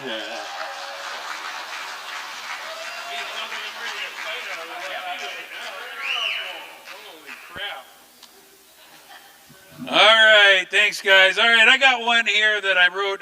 It's about a friend of mine who we'd go out gill netting, and he comes back in, and he's kind of addicted to those I guess they call reality shows that are all about our state. And anyway, I wrote this poem about it. I have a friend that loves Deadliest Catch and some of those other Alaskan shows too. I told him, but you're a commercial fisherman. This is the stuff you already do.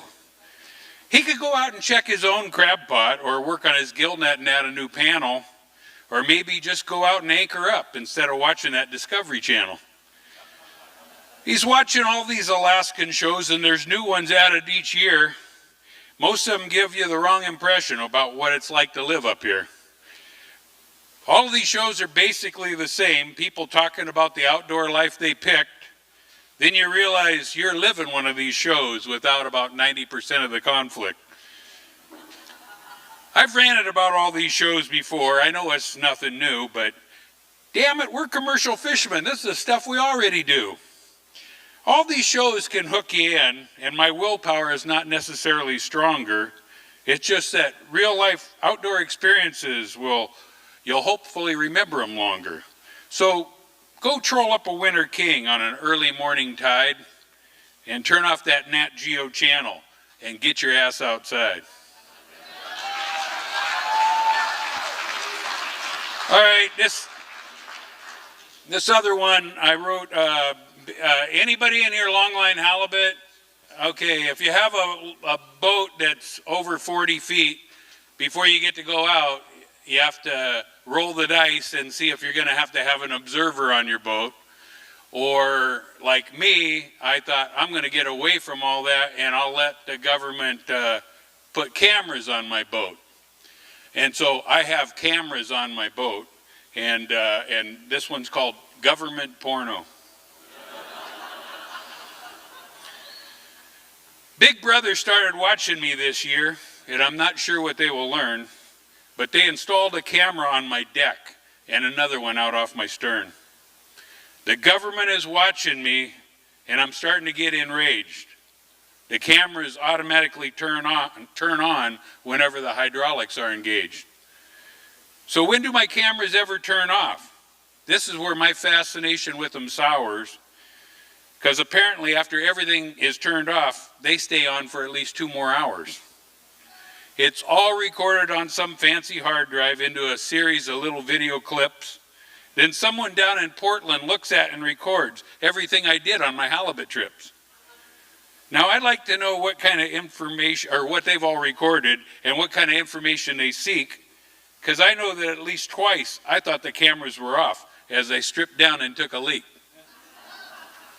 All I know for sure is the cameras have a fisheye lens, and they see things both near and far.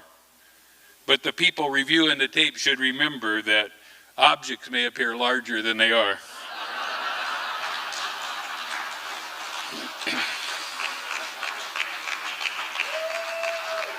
So I sent a copy of that poem with the hard drive to Portland. Somewhere in Portland, I hope somebody got a chuckle. Guys, this one is about a story I heard on the radio while I was working on my engine in my engine room. And this one's called 24-inch Mechanic. I had to fix my engine this year, and my engine room is really tiny. I was crawling around in my greasy bilge, but I don't want to sound that whiny. I had to reach up under my reduction gear, but no matter how hard I did strive, I needed to be a much smaller man than me, standing 6'5". Frustrated, I took a break from working. Listening to the radio sounded like the thing to do when I heard about the world's new smallest man. And according to Ripley's, he lives in Peru. Well, I got very excited listening, as this guy was only 24 inches tall. And I began to let my mind wander about what could be done with a guy that small. I could slide him down along my bilge. He could inspect my oil pan inch by inch. Wow, this guy'd be in big demand if he knows how to turn a wrench. So the next time something breaks in a tight spot, don't you panic, because I want to become the manager of the 24-inch Peruvian mechanic.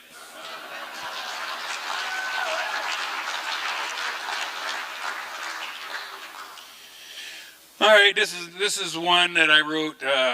I'm pulling out some old ones because we haven't been here live for a long time. But this is one I wrote, gill netting, about watching this little spider out my window. And, I just couldn't kill him. I just had to watch this guy. Tenacious, in a storm. He's out there working on this this web. And just tenacious, rattling with the wind and the storms. And anyway, this poem is called Kindred Spirits. I saw a spider spinning his web. Man, it looked like a pain in the ass. Right in front of my pilot house window, by the wiper motor up next to the glass. And I began to really think about this bug as he struggled to untangle a moth. And I realized that we've got a lot in common, and we're both cut from the very same cloth. I started making some comparisons between the spider's webs and my gill nets, and jotted down some of my observations while drifting in between sets. He anchors all the corners of his gear to make it all fish better. I don't know if he has a drift permit card or not, but technically he's a set netter. He works his web all summer like us until the fall weather shuts him down. His gear is working 24/7. And he never needs to run to town. He hangs his web in nothing flat and puts it anywhere he chooses. His meshes are always hung just right. I don't know what kind of knots he uses. He doesn't worry about closures. Coast Guard regulations cause him no fear. I think his web is monofilament, so Christ, he's fishing illegal gear. He's the fastest picker you'll ever see when mosquitoes show up in swarms. I tell my deckhand, that's how you do it. He says, yeah, but the dude has 8 arms. He's always building a new net. Most people would call him loco. He spins web even better than Osada, Momoi, or Yoroko. Sometimes you see them with their webs set one right after another, but they always give themselves at least a net length. They never seem to cork each other. He works his gear rain or shine, and he does it all with elation. Every gill netter should watch a spider as a source of inspiration. So when I see a spider web on the boat, I just smile and let it be.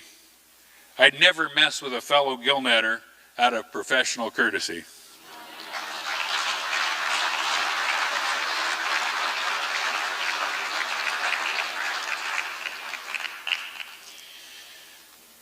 All right, here's one I wrote about when I was a kid. All the old timers would always help me out when I was a kid, and I just showed some interest in fishing, and these guys were always so good. And this is a poem about those guys. It's about old guys.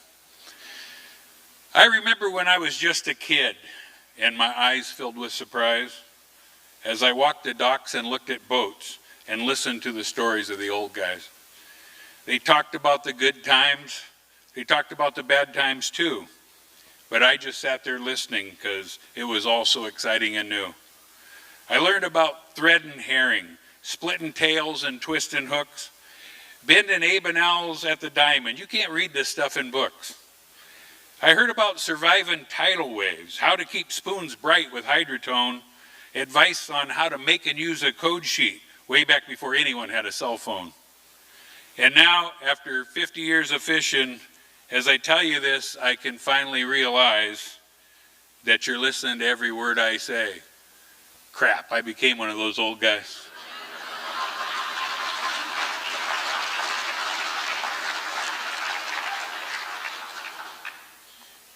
right, here's one that has absolutely nothing to do, well, it kind of has something to do with fishing, but anyway, it's about coffee, which has something to do with fishing, I guess. But then they got all the fancy stuff, and this one's called it's called barista. And the reason I say this is that I'm using this one is I had a kid in Kaufman Cove. We're in the middle of nowhere. I had talked to this class and read this poem in this school class, high school class, and now we're out in a skiff waiting for the tide to come in so we can get through this little slot and into Kaufman Cove, and it's storming, and this kid and his dad are there, and the kid conversation about this poem. And he's saying, you know, some people thought this poem was just about coffee, but I thought you were really talking about the evils of technology. And he goes into this deep thing, and I'm thinking, wow, good, yeah. And I'm thinking, damn, it was about coffee. And anyway, it's called Barista. When I was just a little kid, before I became a man, all the coffee I ever saw was scooped out of a can. At my house, it was Folgers. In a round tin can it was found. And when you open it up, there were no beans. I guess they'd already been all ground. You brewed it in a percolator, and you had to wait till it was done. But watching it perk to that glass dome was a major source of fun. Now the times have really changed. There's craft beers and even local vino. And coffee is now called a mocha, latte, or cappuccino. And this strong stuff they call espresso, well, that one really gets my goat, because it tastes like coffee that sat all day on the oil stove of my boat. Now the beans come from all over, and they're roasted according to some plan, and then they're ground to some specifications. It's not the same stuff from that can. Then they pack the grounds into a device until it's compressed into a little coffee nodule, and then they fire up some big-ass Italian machine the size of the lunar landing module. They froth it up and belch some steam until there's a little cup of brown goo, and into a batch of foamy milk they dump this residue. So I long for the old days of the percolator, but now I look at the bright side with no tears. I had a skill I just never knew. Hell, I've been a barista for 50 years.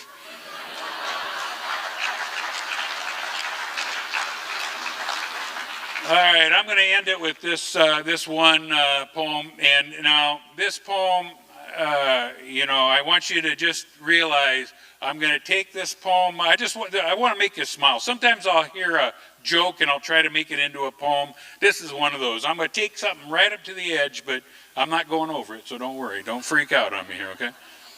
It's called Marooned on a South Pacific Island.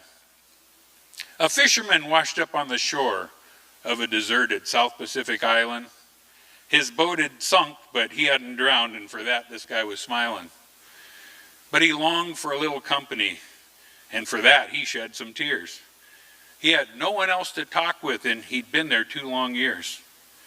Every day he'd walk down to the beach and watch the waves roll in, soaking up the sun all alone as they rolled back out again. But one day, as he looked out at the ocean, he couldn't believe his eyes. A beautiful babe in a wetsuit washed up, much to his surprise. Her beautiful hair was flowing. This hot chick was really cute. And she licked her lips enticingly as she slowly unzipped her suit. She said, "Would you like a cigarette?" "Holy crap! You got some of those? I used to smoke 2 packs a day." And a little further down her zipper goes. She reaches in one side of her wetsuit, pulls out a cigarette and a light. The guy takes a drag on the cigarette and squeals in glorious delight. Then she unzips the suit a little further, below the tan line on the top of her bikini, and says, "Now would you like a drink? I could make you a martini." The guy says, "Holy crap, that's my favorite drink. It's been 2 years since I had a taste." She says, "Well, today's your lucky day," and unzips the suit down to her waist. She reaches in her wetsuit and pulls out a shaker, ice, and booze, and makes the fisherman the best martini ever. This guy just couldn't lose. So the guy has a cigarette in his left hand and the martini in his right. And she unzips her wetsuit all the way down and says, "Now, what should we do tonight?" She says, "I was thinking maybe we could play around if that's what you'd like to do." The guy says, holy crap, you got a set of golf clubs in there too? All right, thank you.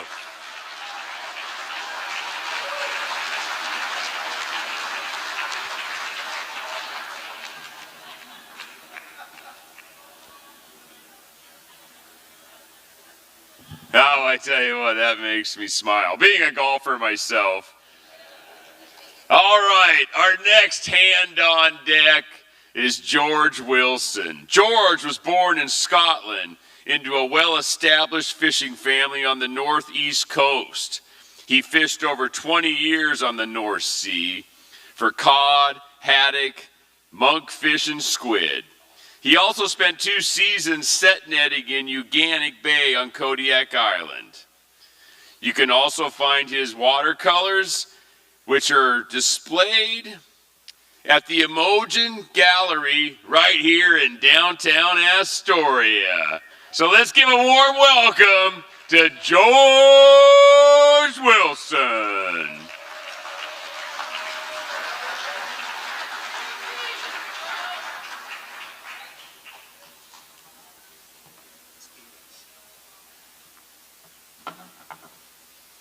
Hello.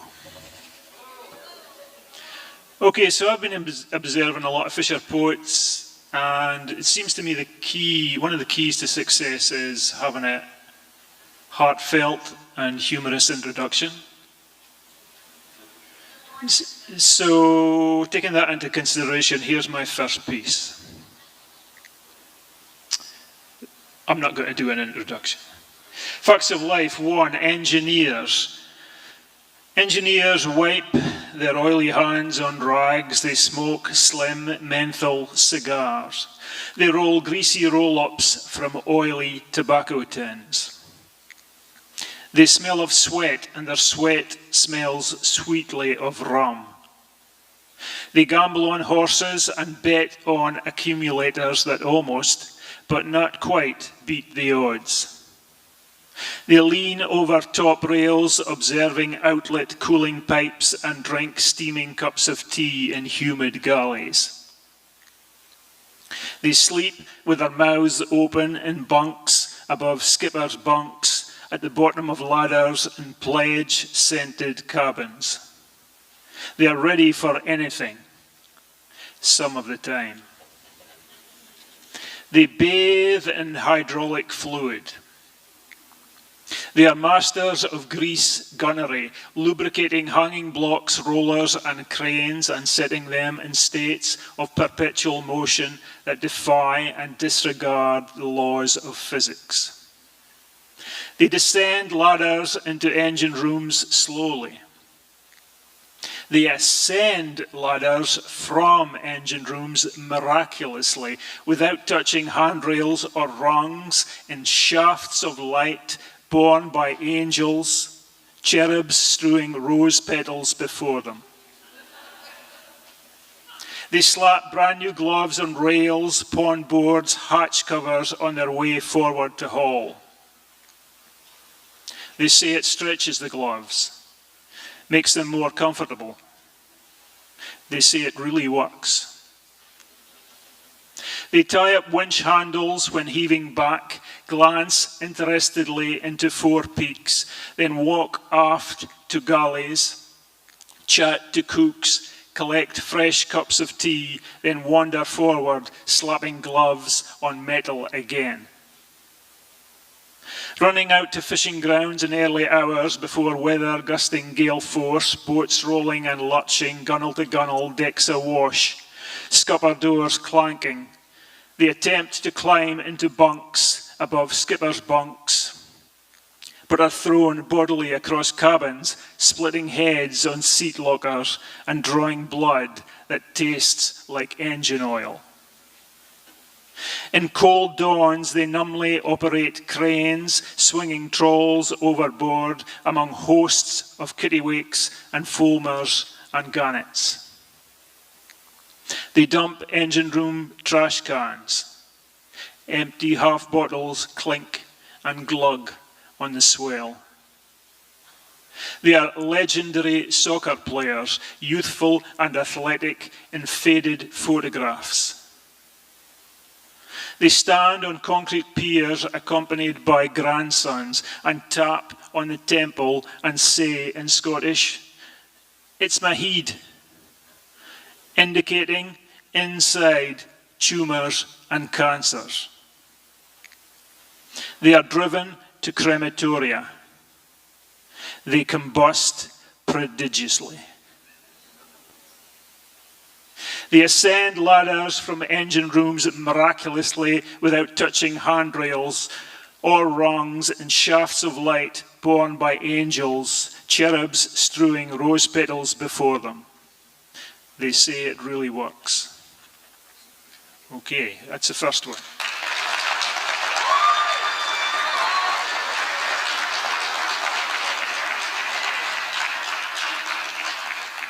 So there was a call went out on Channel 16 this year for more poetry, so I'm going to do 2 short poems and then I'm going to do a prose piece. This one's called Preparing to Leave. And it's, I don't know if you know Robert Burns, the poet, the famous Scottish poet, the backbone of Scotland, the heart of Scotland, the lower regions of Scotland.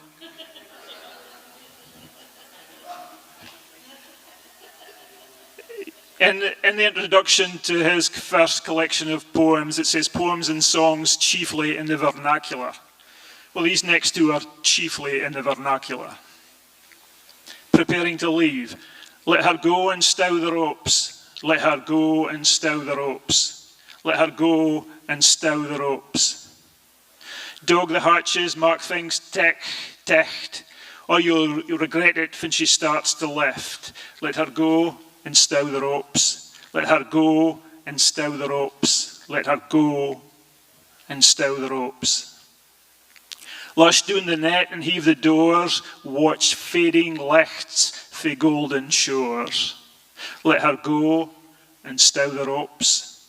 Let her go and stow the ropes. Let her go and stow the ropes. Take off your gear and draw in a breath. She's rolling new, the swell aneth. Let her go and stow the ropes. Let her go and stow the ropes. Let her go and stow the ropes. Mark your tay and climb up the trap. See for the skipper's mind is at. Let her go and stow the ropes. Let her go and stow the ropes. Let her go and stow the ropes. You've made your bed, no lie in it. The words that haunt me every trip. Let her go and stow the ropes. Let her go and stow the ropes. Let her go and stow the ropes. Okay.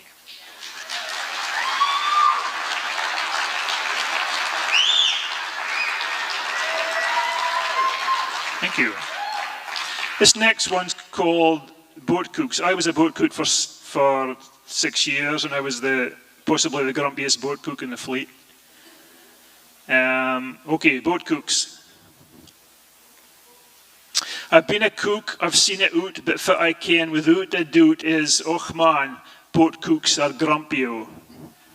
I've peeled the turkeys in a gale, I've washed the dishes in a pail, but fit I ken without a fail is, och man, boat cooks are grumpy o.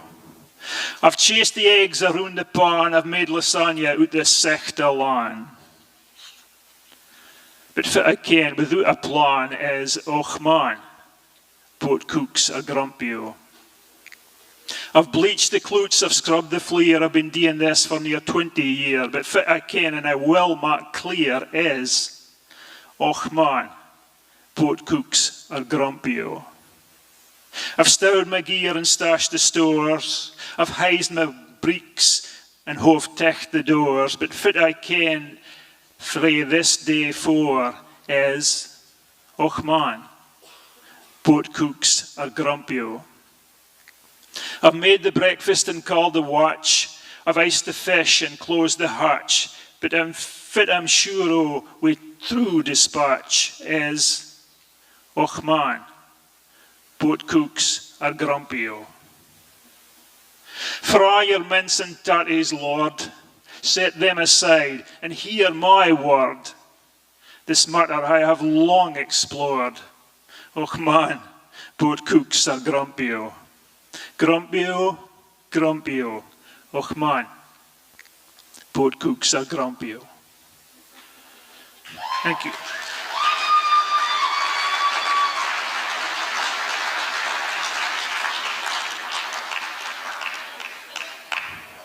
Okay, so this next piece is a prose piece. It explains itself. It's called The Har and the Old Red Sandstone, a fairy tale. Har, spelled H-A-A-R, Hotel Alpha Alpha Romeo, is a Scottish word for a particular sea fog which occurs between April and September on the east coast. Meteorologically speaking, it is what happens when relatively warmer, moist air passes over the surface of the cold North Sea and condenses. It is then blown or drawn by convection currents to shore, where it blankets the coast in an eerie, chilly, reality-altering ether. To experience it is to feel that it is alive. It scrambles over the cliffs and sea crags and creeps up the grassy braes. It fills the sea caves and slides through the great rock arches named the Bow Fiddle and Whale's Moo, which are the most prominent landmarks of the headland where my village, Pornocky, sits above the North Sea. It muffles the sound of the breakers crashing on the shore and dampens down the cries of the gulls, kittiwakes, fulmars and guillemots nesting in rookeries by the sea caves on the old red sandstone cliffs. Geologically so old that they don't contain any fossilized life. Think of that, older than life itself. The Har and the Old Red Sandstone are well acquainted, or weel acquaint, as we say. What is the passing of time to the Old Red Sandstone and the Har as they embrace in their soft caress once more? There must have been a first time this happened. Will there be a last? There is a graveyard to the west of the village, atop, as they say in fairy tales, atop the cliff. When the Har rolls in, it becomes a half-obscure theatrical set of granite headstones and marble monoliths, markers for the dead. Now dry-iced by the Har. Crows perch on the headstones, curlews call from the shore, larks, confused by the fog, still spiral up into the heavens, searching for the sun. The old people said, and it's a curious fact that people are born old in Pornocky. The old people said, well, in truth, my great Auntie Jeannie said that when the Har rolls in, you might see on the path, on the cliff above the shore, that you might catch a glimpse of the ancestors. Taking a stroll, a perambulation through the vale of the Har. Because magic happens when the old red sandstone kisses the Har. You see that all folk, the ancestors, they like it to stretch their legs after sic a long lie doon, my great Auntie Jeannie said. Then she cackled like crones always do in fairy tales. And if you walked back to the harbour through the village, past bed sheets pegged on lines strung between poles to dry atop the cliff, to the house where my great Aunt Jeannie lived, then maybe, just maybe, you could see through the Har the great fleet of sailboats, christened Zulus at their conception and construction in the time of the Zulu Wars. 100 boats crammed into that tiny harbour, their 9-man crews readying them for the upcoming Yarmouth herring season. Legendary sailing craft, 80 feet long with a huge mainmast of Norwegian spruce, so big around, the old people said, that you couldn't encompass it with your arms. So tall, the old people said, that when the Haar rolled in, you couldn't see the top. And maybe, just maybe, if you were in Uganik Bay on Kodiak Island at the time of a salmon closure and observed the Haar creep along Uganik Island, then slip across the pass and slide up the bay on the incoming tide and roll smokily between and over and through the alders and birches and cottonwoods of the village islands, then you might just catch a glimpse of Wendy tending her garden or picking salmon berries or raspberries on the brae. And you might just catch a glimpse of the tall, lean frame of Harvey mending nets in the bite, his long fingers cinching down on knots between the whorls.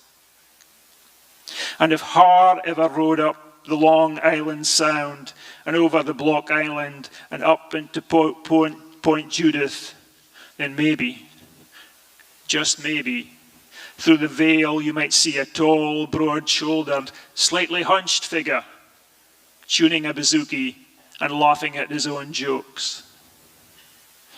And if that's you and you did see John Campbell, then say hello from me. For it is true that what the old people say, that when the Haar kisses the old red sandstone, magic happens. Everything is altered. Nothing remains the same. Time stands still. Time collapses. All times mingle in the Haar. Haar. H-A-A-R. Hotel Alpha Alpha Romeo. Okay, thank you.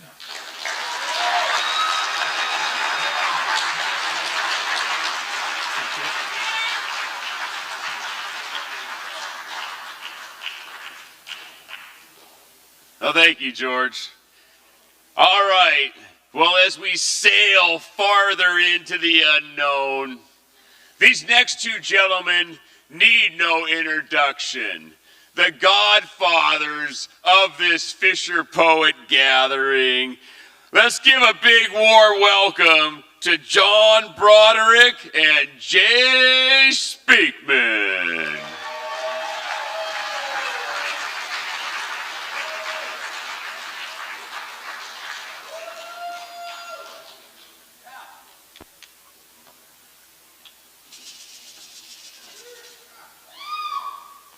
That's a lot of introduction.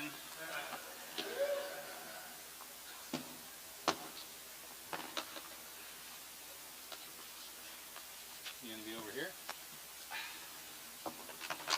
Wow, Liberty. Yeah.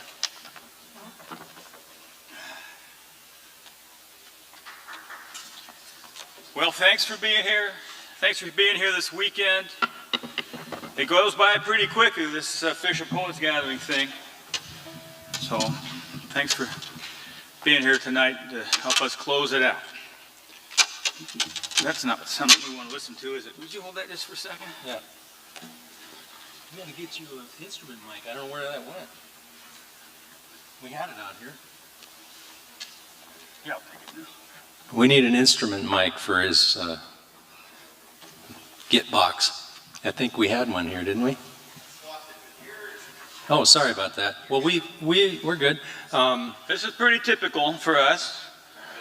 We rehearsed this. We like to have things go sideways.